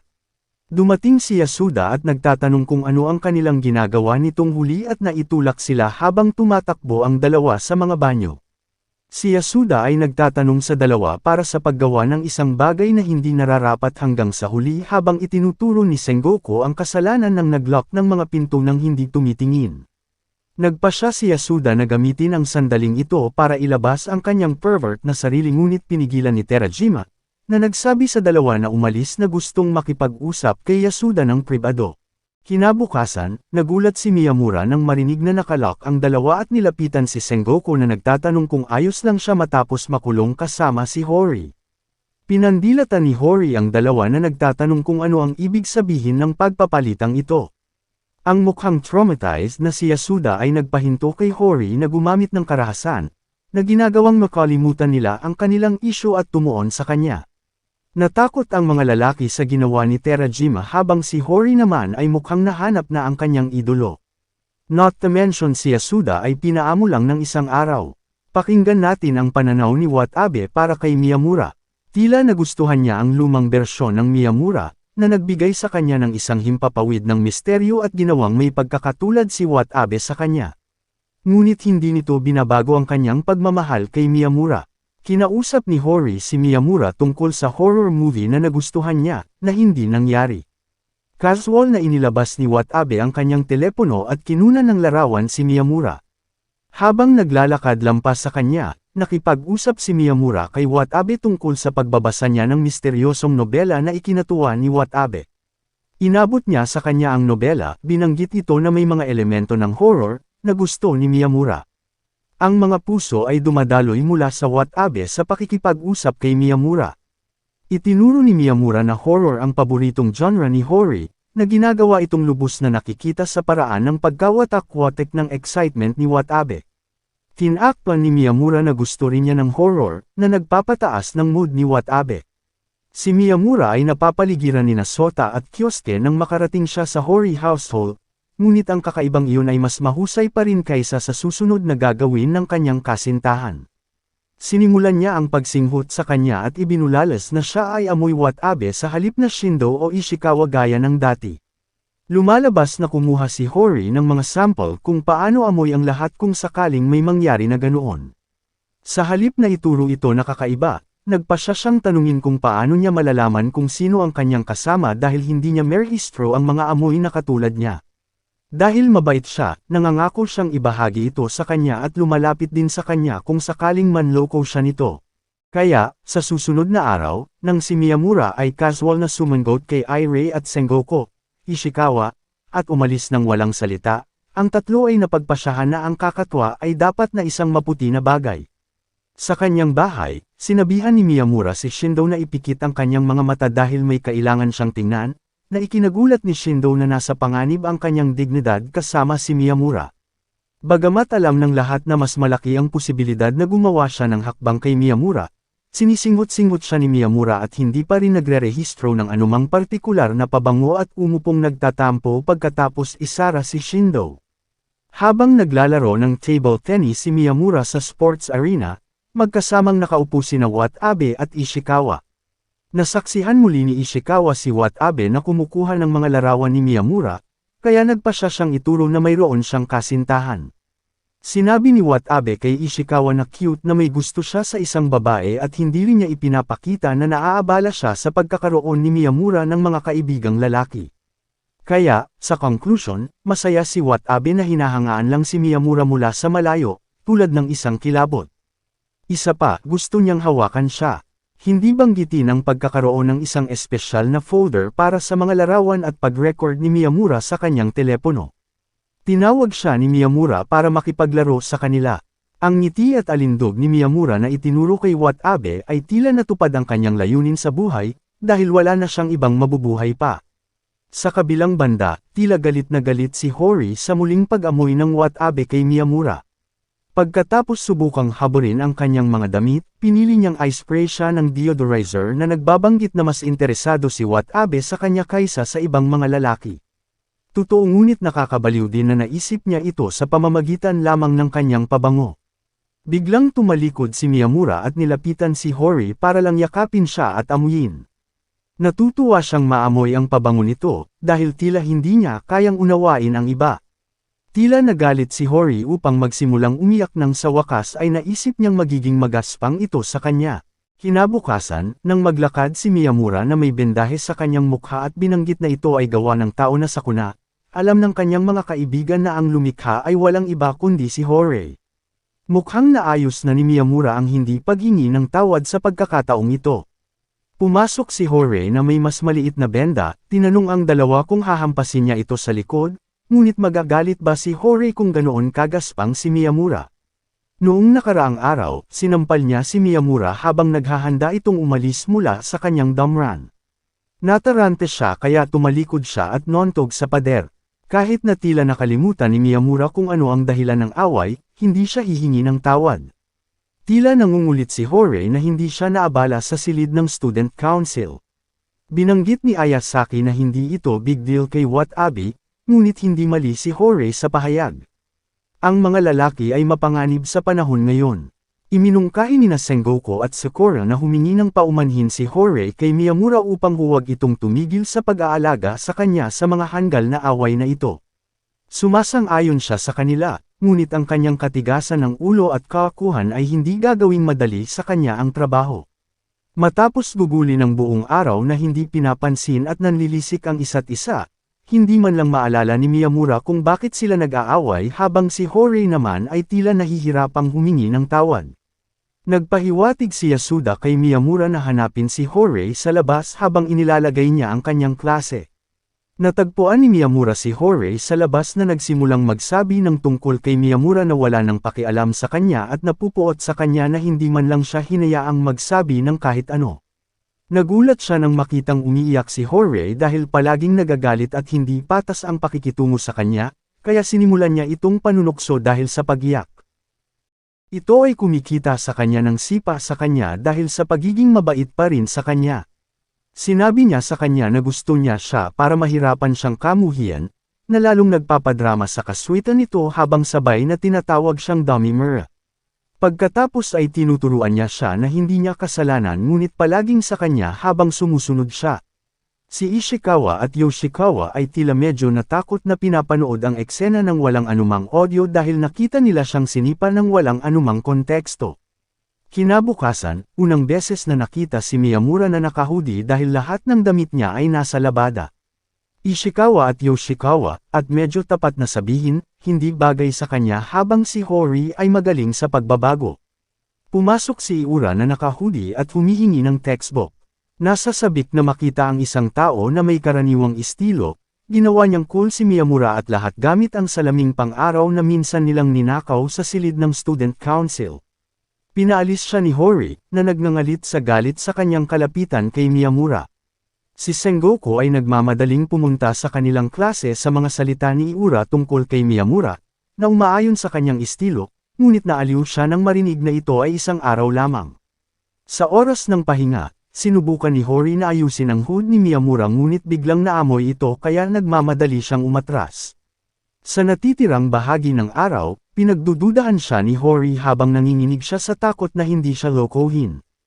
Kinabukasan, habang naglalakad papunta sa paaralan, dinala ni Hori si Miyamura sa isang tabi at hinihimas ang kanyang manggas.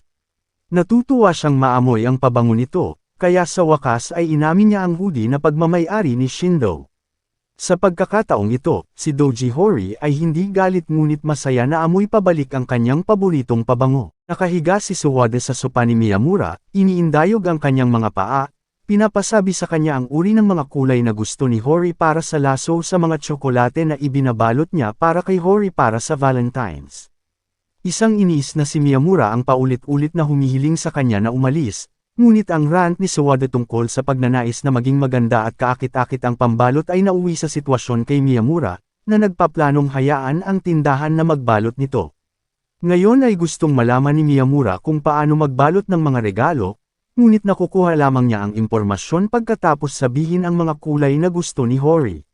Sa paaralan, naglalakad si Hori kasama sina Remy at Sakura nang tanungin ni Remy kung may nakukuha ba siyang Miyamura.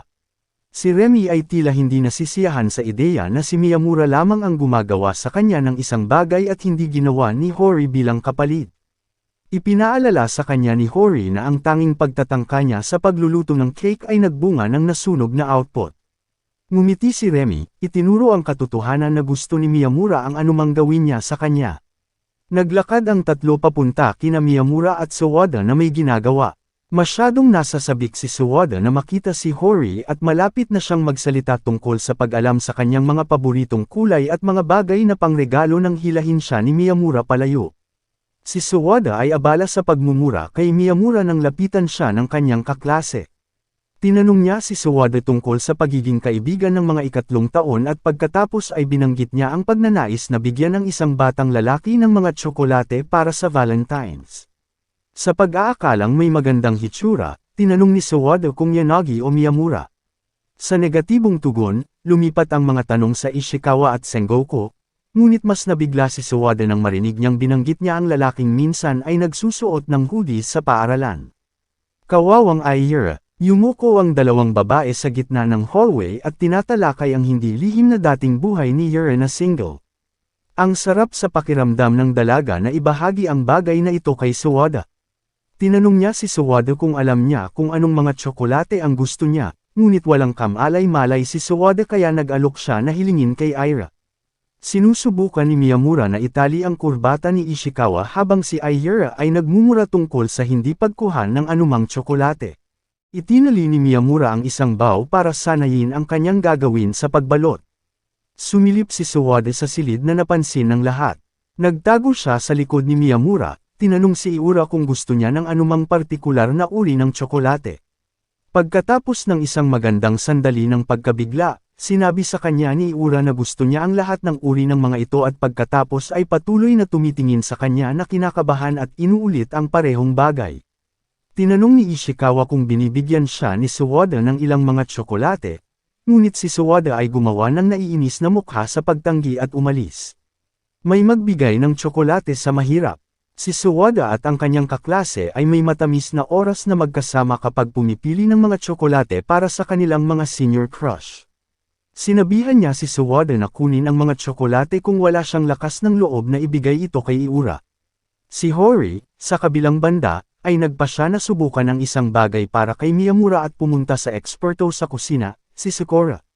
Gusto ni Sakura ang kilos, kaya habang nagtataka si Hori na hindi makapagbigay ng magandang regalo, dinadala siya ni Sakura ng gabay sa recipe para sa mga simpleng dessert. Inihahanda ni Hori ang sarili sa paggawa ng dessert. Si Kyosuke ay humihingi ng tsokolate habang si Hori ay may hawak na kutsilyo, na tila naghahanda para sa labanan. Maging si Sota at ang kanyang kaibigan ay nag-iisip na siya ay nasa isang bagay na mapanganib dahil sa kanyang hitsura. Tumakbo ang dalawa dahil sa nakakatakot niyang ekspresyon. Kapag inihanda ni Hori ang dessert, inihain niya ito sa lahat. Tikman muna ni Sota, diretsyong sabi sa kanya na ayaw niya. Sinabi ng kaibigan niya na ayos lang. Masarap ito sa kanyang ina na may kaunting tamis, na maaaring dahilan kung bakit hindi ito nagustuhan ni Sota. Si Hori na nagpanik tungkol sa kung ano ang sugar coating at kung ano ang wala sa mga opinyon na ito. Dinala ito ni Hori sa Sakura kinabukasan, nagtatampo tungkol sa kawalan ng lasa. Natikman ni Sakura ang dessert at hindi ito nakitang kasing sama ng iniisip ni Hori. Ipinaalala ni Sakura sa kanya ang mga salita ni Remy at sinabi sa kanya na gusto rin niya ang mga ito. Emosyonal na niyakap ni Hori si Sakura mula sa likuran, na tila nakakatakot at nakakatakot para kay Sakura. Ang bawat isa ay namamahagi ng mga tsokolate sa mga kaibigan at kaklase tuwing Valentine's. Tila nagdala si Miyamura ng mga obligatory ong tsokolate para sa literal na lahat mula sa kumpanya ng kanyang pamilya. Pagkatapos ay inanyayahan ni Miyamura si Hori sa kanyang bahay sa gabi. Habang papalayo si Hori, tumatakbo si Soata at niyakap siya mula sa likuran. Inabot niya sa kanya ang chocolate pouch na may nakatali na orange na ribbon. Gustong-gusto ni Hori ang laso, na ipinahayag ni Soata na humingi siya ng tulong kay Miyamura. Si Yoshikawa ay namamahagi ng mga tsokolate kina Sakura at Remy, ngunit ang kakaibang amoy ay gumagawa sa kanila ng pekeng ngiti na kakainin nila sa bahay. Napagtanto ni Sakura na may dala rin siya, kaya tumakbo siya para maabyutan si Yoshikawa. Iniisip ni Yoshikawa na dapat para kay Ishikawa ito, ngunit sinabihan siya ni Sakura na tingnan muna ang loob. Pagsilip sa loob, nakakita siya ng dalawang kahon, isa para sa kanya at isa para kay Ishikawa. Pumasok si Hori sa bahay ni Miyamura. Pagkatapos ay dinala niya ang isang plato ng chocolate cake na may whipped cream. Mukhang masarap ito sa paningin, kaya hindi gaanong nagtagal si Hori para kumagad. Tulad ng kanyang inaasahan, masarap ang cake. Binanggit ni Miyamura na hindi siya makapagpasya kung paano ito ibalot, kaya inanyayahan niya siya sa kanyang bahay upang ipakita ito ng maayos. Ang matamis na kilos ay nagpapaalala sa kanya na hindi siya nagsusumikap sa pagbabalot ng dinadala niya. Nang walang ibang pagpipilian, iniabot niya sa kanya ang dessert na natatakot sa masamang reaksyon mula sa kanya. Laban sa kanyang inaasahan, nagustuhan ni Miyamura ang kanyang ginawa at pinatikim din niya ito. Mas masarap nga ito kaysa sa mga sample ng practice niya. Dahil dito, napagtanto ni Hori na kahit na may mahusay na kasanayan sa pagluluto, maging si Miyamura ay nakaramdam ng tensyon tungkol sa kung paano niya gusto ang lasa ng cake. Pero okay lang kung kontento na ang dalawa sa ginawa ng isa para sa kanila. Sinundan ito ng konting panunokso ng kilabot dahil sa kaba sa harap ni Miyamura. Nakita ni Sawada ang kanyang kaklase na hawak pa rin ang bag sa kanyang mga kamay. Sinusubukan niyang kumbansihin siya na ibigay ito, ngunit hindi niya napagtanto na wala pa siyang lakas ng loob.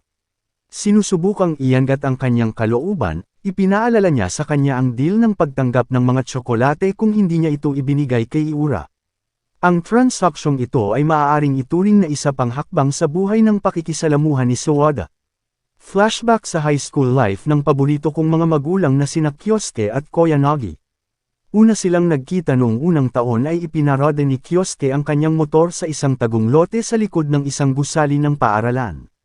Sinabi sa kanya ni Koyanagi na dapat niyang iparada ito sa ibang lugar at umalis. Sa pag-iisip tungkol sa kung bakit hindi niya sinabi sa kanya na huwag sumakay, nagpasya siyang magpalit ng posisyon kahit na sinabi sa kanya ng kanyang kaibigan na ito ay isang magandang lihim na lugar. Sa pamamagitan ng swerte at si Koyanagi sa kanyang panig, ang lote ay natuklasan ng mga awtoridad, ngunit si Kyosuke ay nakaiwas sa isang abala. Sinubukan ni Kyosuke na tanungin ang crush niya para lang masampal, pero parang hindi pa rin siya naabala. Si Koyanagi, na nakasaksi sa lahat ng ito, ay humingi ng tulong sa pagdadala ng mga labis na kahon patungo sa student council habang siya ay umiindayog dahil sa paghihintay. Habang naglalakad ang dalawa papunta sa council room, hulaan mo kung sino ang presidente. Sengoku Takaro. Masungit niyang sinabihan si Koyanagi na magmadali. Ngunit lumapit si Kyosuke sa kanya, sinabihan siyang huwag asahan na magiging mabilis siya sa ganitong karaming mga kahon at pasalamatan siya para sa kanyang trabaho. Sinabi ni Takaro kay Kyosuke na isuot ng tama ang kanyang uniforme, na hindi siya nakabantay. Ngunit nagpasalamat siya kay Koyanagi pagkatapos noon. Pagkaraan ay umupo ang dalawa sa labas nang humingi ng tawad si Kyosuke sa ginawang awkward sa pagitan nila. Ngunit hindi naabala si Koyanagi kaya sinabi na lang niya sa kanya na magbibitiw siya kapag naging awkward ang mga pangyayari. Matapos maging kaibigan, sinimulan ng isa sa mga kaklase niyang interesado sa kanya ang insulto si Koyanagi sa harap ng mga locker. Itinaas niya ang kanyang boses at sinusubukang takutin siya habang si Koyanagi ay nalilitong nakatingin sa kanya. Nasaksihan ni Kyosuke ang lahat ng ito at galit na kinuro ang batang babae na nagbabanta sa kanya na huwag insultuhan si Koyanagi. Halos mabaliw siya sa paghampas sa kanya kaya lang sinigawan ni Koyanagi. Sinabi niya sa kanya na hindi siya dapat magtataas ng kamay sa isang babae, ngunit ang sumunod na sandali ay nagpasya kay Kyosuke na siya nga ang para sa kanya. Lumapit siya sa batang babae na hinampas ang kamay sa tapat ng kanyang pisngi at pagkatapos ay ibinalik ang kanyang cute na ngiti na maaari niyang itaas ang kamay sa isang babae. Bakit tayo nagkaka-flashback? Ito ay si Kyosuke na nagsasalaysay ng nakaraan kay Miyamura, habang si Miyamura ay nakaupo sa harap niya na may benda sa pisngi. Ngayon alam na natin kung saan kinukuha ni Hori ang kanyang mga problema sa galit. Sinabihan siya ni Kyosuke na huwag makitungo ng malupit kay Hori kapag siya ay galit o maaaring magkamali ang mga bagay para sa kanila. Sa pagtatapos ng pag-uusap na ito, medyo nagulat si Miyamura nang ang kanyang sugat ay nagsimulang tumigas ng wala saan. Nagulat si Kyosuke na nangyari rin ito kay Miyamura. Lumapit si Hori kay Kyosuke at humihingi ng t-shirt dahil lahat ng sinusuot niya pagkatapos maligo ay nasa labada. Pinaalalahanan siya ni Kyosuke na mawawala sila. Pumasok si Sota na ipinapakita ang kanyang bagong laruan kay Hori habang pinagmamasdan ni Hori ang kanyang kamiseta at bigla itong itinaas.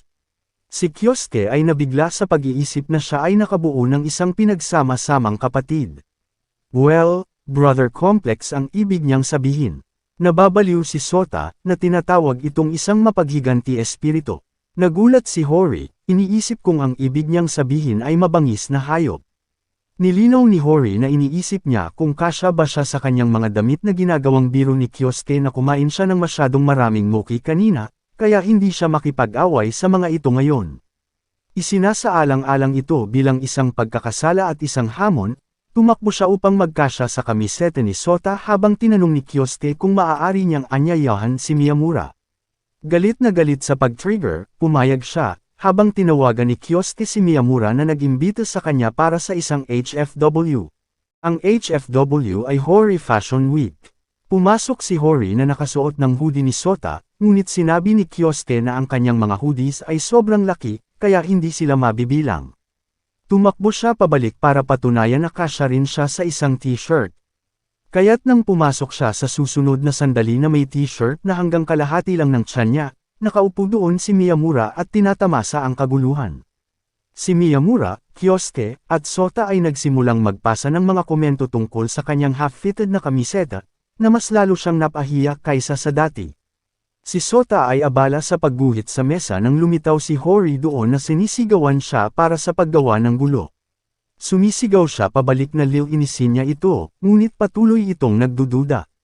Lumapit si Kyosuke sa kanyang pagtatanggol na sinabi niyang gagawin niya ito. Pumasok si Miyamura sa sitwasyon para lang mabomba ng kanilang mga rants.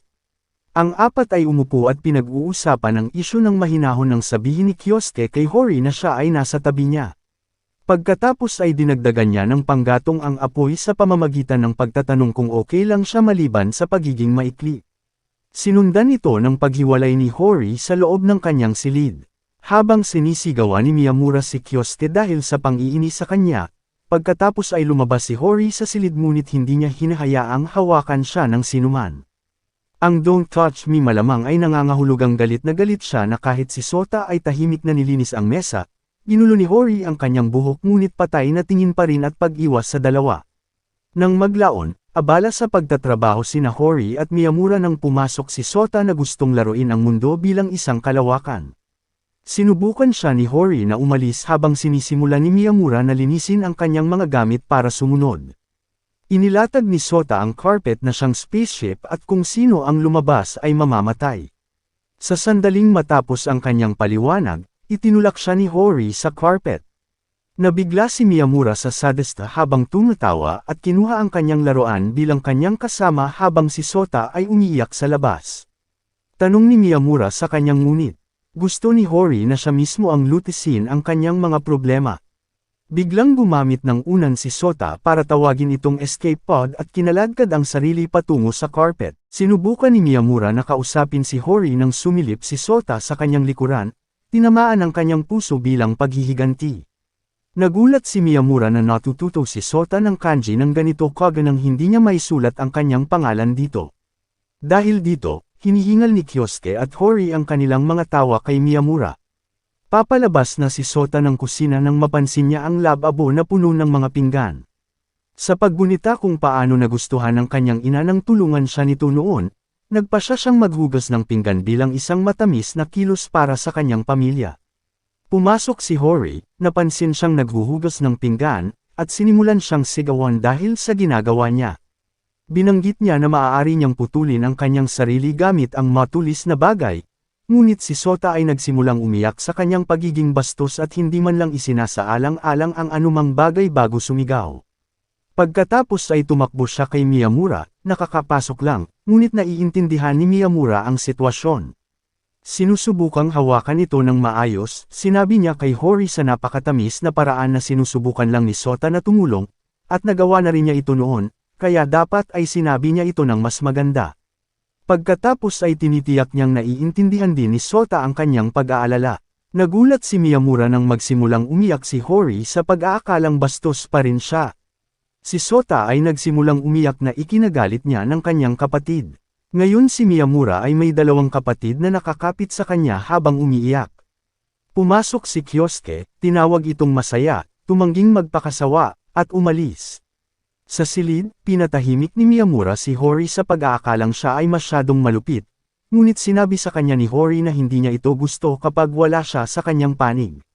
Ngumiti siya dito at sinabing nasa tabi niya siya, pero magagalit siya kung mali siya. Palihim na ngumiti si Hori na nagtatanong kung sisigaw at sasampalin siya nito. Natarante si Miyamura kung bakit niya gagawin iyon, napagtantong bumalik na si Hori sa kanyang normal na pag-uugali. Bumalik si Sota na nasa sabik sa papuri na nakuha niya para sa kanyang pamilya sa essay. Excited ang pamilya, pero hanggang sa nakadirekta lang ang sanaysay sa kuya niya. Ang buong pamilya ay nagbigay ng isang nakamamatay na titig kay Miyamura, na nabigla bilang kapalit. Pumasok si Miyamura sa bahay ng Hori, at nakita niya si Hori na naglalakad ng kalahating tulog habang siya naman ang tumawag sa kanya ng maaga para makalakad sila papunta sa paaralan. Sigurado si Kyosuke na nag-all-nighter siya para manood ng mga horror na palabas. Sinabihan siya ni Miyamura na magpahangin at umupo sa tabi ni Sota na nanunood ng TV. Pagkaraan ng mahabang panahon, napagtanto niyang hindi pa bumabalik si Hori. Pumasok si Kyosuke at umupo sa tabi nila nang tanungin ni Miyamura kung maaari ba siyang kumatok sa kanyang pinto kaya napabulalas siya ng parehong bagay. Hindi pa siya bumabalik. Pumasok si Miyamura sa silid at nakita si Hori na natutulog habang nakaupo sa lupa habang ang kanyang ulo ay nakasandal sa kutsan ng kanyang kama. Sa kagustuhang ihanda siya sa pag-alis, hiniling niya sa inaantok na si Hori na tumalikod upang magawa niya ang kanyang buhok. Habang sinusuklay ang kanyang buhok, may isang bagay na kinaiinteresan ni Miyamura, at tahimik niyang ginulo ang kanyang buhok. Nagpasya siyang maghintay sa may pintuan habang nagre-refresh siya sa banyo, ngunit isang sigaw mula kay Hori ang nagulat sa kanya. Si Hori ay sumugod sa kanya at nagtatanong kung ano ang ginawa niya sa kanyang buhok mula noong Miyamura. Nagpasya ang stylist na gumawa ng magarbong hairband sa ulo ni Hori. Hindi ito pakiramdam na may kailangan para sa paaralan, ngunit nang tanungin ni Miyamura kung bubuksan niya ang hairband, tinanong niya kung mukhang maganda ito. Si Miyamura, na hindi man lang nag-abala sa pag-iisip tungkol doon, at nagtatanong lamang ng tanong na ito habang tinatali niya ang kanyang buhok ng labis na pagsisikap at ayaw itong masira, nagpasya na huwag gawin itong huling araw niya at sinabi sa kanya, maganda siya. Sa paglalakad papunta sa paaralan, nagtanong siya muli kung ito ay kakaiba, ngunit tinawag siya ni Miyamura na cute.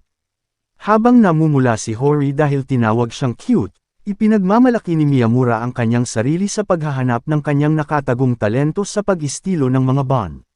Buong araw, si Hori ay nakatanggap ng mga papuri tungkol sa pagiging cute, habang sina Yoshikawa at Sengoku ay kailangang sabihin ni Miyamura, ang hair analyst, na ang kanilang buhok ay masyadong maikli para subukan iyon. Tinawag ni Miyamura si Hori na cute, na nakakuha ng smack mula sa kanya. Isang smack na kumakatawan sa siya ay mahiyain. Pagkatapos ay hinawakan niya ang leeg nito nang sabihin niyang malamig ito, na umani ng panibagong sampal dahil iniisip niyang baka masira ang buhok nito. Sa silid ng Student Council, sinabi ni Hori ang tungkol sa pagiging malasutla ng buhok ni Miyamura na hindi sila damaykit para sa anumang hairstyle. Iminumungkahi ni Sengoku ang paggamit ng hair iron. Pagkatapos ng ideyang ito, nakita natin ang isang kawawang Miyamura na may gulo ang buhok na nag-iisip tungkol sa mga pagkakamali ng kanyang buhay upang masaksihan niya iyon. Si Sengoku ay nagbubuhat ng isang kahon na napakahirap kapag naglilinis ng mga gamit kasama si Sakura. Habang pinag-uusapan ng dalawa ang alikabok, pumasok sina Iura at Ishikawa at parehong hawak ang kahon na dating mabigat sa mga kamay ni Sengoku na parang walang timbang. Nakaramdam ng trauma si Sengoku dahil kay Iura, na may higit na lakas kaysa sa kanya. Nag-uusap sina Remy at Hori tungkol sa halos paghawak ni Remy ng basura nang pumasok si Yanagi at hinahawakan ang mga kahon na parang wala silang timbang. Nais ni Sengoku na makitang may suporta si Miyamura sa sitwasyong ito, para lamang makapasok si Miyamura sa queue. Ang isyu lang ay may bitbit siyang kahon na nakitang mabigat ni Yasuda, malinaw na nagpapahiwatig na si Sengoku ang may pinakamababang lakas dito. Maging si Yoshikawa ay pumasok na may dalang napakabigat na kahon. Pagkatapos ng banter na ito ng weightlifting, lahat sila ay napupunta sa casual na pag-uusap kapag napansin ni Iura ang isang beach postcard at naramdaman nilang lahat sila ay dapat tumambay sa isang beach minsan. Flashback noong hindi pa masyadong close ang mga taong ito. Si Remy ay dating isang mahiyaing maliit na nilalang na nakasabit sa likod ni Sengoku. Araw-araw sinubukan ni Ishikawa na makasama si Hori sa kanila habang si Hori naman ay gustong umuwi kaagad pagkatapos ng klase. Alam ni Yoshikawa na gusto ni Ishikawa si Hori, ngunit hindi papayag si Hori doon. Si Miyamura ay nakaupo pa rin sa unahan ni Hori, ngunit bilang isang tahimik na hindi umiiral na tao. Ipinakilala si Hori kay Sakura nang mabangga niya ito dahilan para mahulog ang kanyang papel. Ang munting aksidenteng ito ang naging simulan ng kanilang bonding. Si Iura ay dating nakikita sa rooftop mula sa malayo, at si Yanagi ay dating lalaking hindi man lang sinusubukang i-indulge ang kanyang sarili sa mga aktibidad sa palakasan. Ito ay dahan-daang humantong sa kanilang pagkakaibigan. Pinahiram ni Sakura si Hori ng ilang manga, at ang apat na babae ay nagbiro tungkol dito. Sa wakas ay nakahanap si Hori ng oras upang makipag-hangout kasama ang mga kaibigan sa labas ng paaralan sa Iura, at unti-unti ding nadagdag si Sengoku sa grupo. Kahit nasa lahat ng mga taong ito, nararamdaman ni Hori na may kulang. Pamilyar si Iura kay Yanagi, na nagpakilala sa kanya sa iba, ngunit ang kulang pa rin ay isang piraso na hindi nagtagal ay pumuno sa larawan. Si Miyamura, ang lalaking nauna kay Hori. Minsan niyang ibinaba ang kanyang telepono sa ilalim ng kanyang upuan, at tinulungan siya nito. Ang lahat ng ito ay naging mga iniisip ni Miyamura tungkol sa mga pagkakataong humantong sa kanilang pagiging magkaibigan, ngunit tinukoy ito ni Hori bilang tadhana. Nahanap na sana nila ang isa't isa sa isang paraan o sa iba pa. Sa seremonya ng pagtatapos, pakiramdam ni Hori ay nasiyahan siya sa oras na ginugol niya sa high school, sa mga taong nakilala niya, at sa mga sandaling nilikha niya. Ang ilan sa kanila ay kumukupas na habang ang iba ay sariwa pa sa araw, at pakiramdam niya ay mananatili ito sa dati. Mas malapit pa nga ang pakiramdam niya kay Miyamura kumpara sa awkwardness noong una silang magkita. Ngayon ay malayang ipahayag nila ang kanilang mga sarili sa harap ng isa't isa, at umaasa si Hori na mahahanap ni Miyamura ang kanyang kamay sa tuwing nasa dilim at makikita niya siya doon sa tuwing nararamdaman niyang nag-iisa. Fast forward sa susunod na araw ng graduation ng si Miyamura ay tinawag agad ni Hori, ngunit siya ay natulog ng madalian at nakarating sa kanyang bahay pagkaraan ng 4 na oras na may dalang iba't ibang mga cake upang pawiin ang galit ni Hori. Habang bumubulusok si Sota sa cake, iniisip ni Miyamura kung galit si Hori na kinakausap niya ito sa pamamagitan ng pinto o ano. Nasa sagot ang kanyang mga tanong nang pumasok si Hori na may gupit na katulad ng sa kanya. Lumalabas, hindi naintindihan ng hairstylist niya ang ibig niyang sabihin sa short hair at binigyan siya ng boycott. Itinigil ni Miyamura ang kanyang mga panik, na ibinahagi na iniisip din niyang makakuha ng isa. Siyempre, hindi niya sinasadya ang stylist ni Hori dahil kapag dinala siya doon, mas maiksi rin ang buhok niya kaysa sa gusto niya. Natuwa si Kyosuke sa dalawa, ngunit binanggit niya ang kanyang hiling na magpagupit din dahil binayaran ni Hori ang kay Miyamura. At nagpapatuloy ang kaguluhan sa sambahayan ng Hori kahit na ang pagsasara ng mga kabanata para sa atin.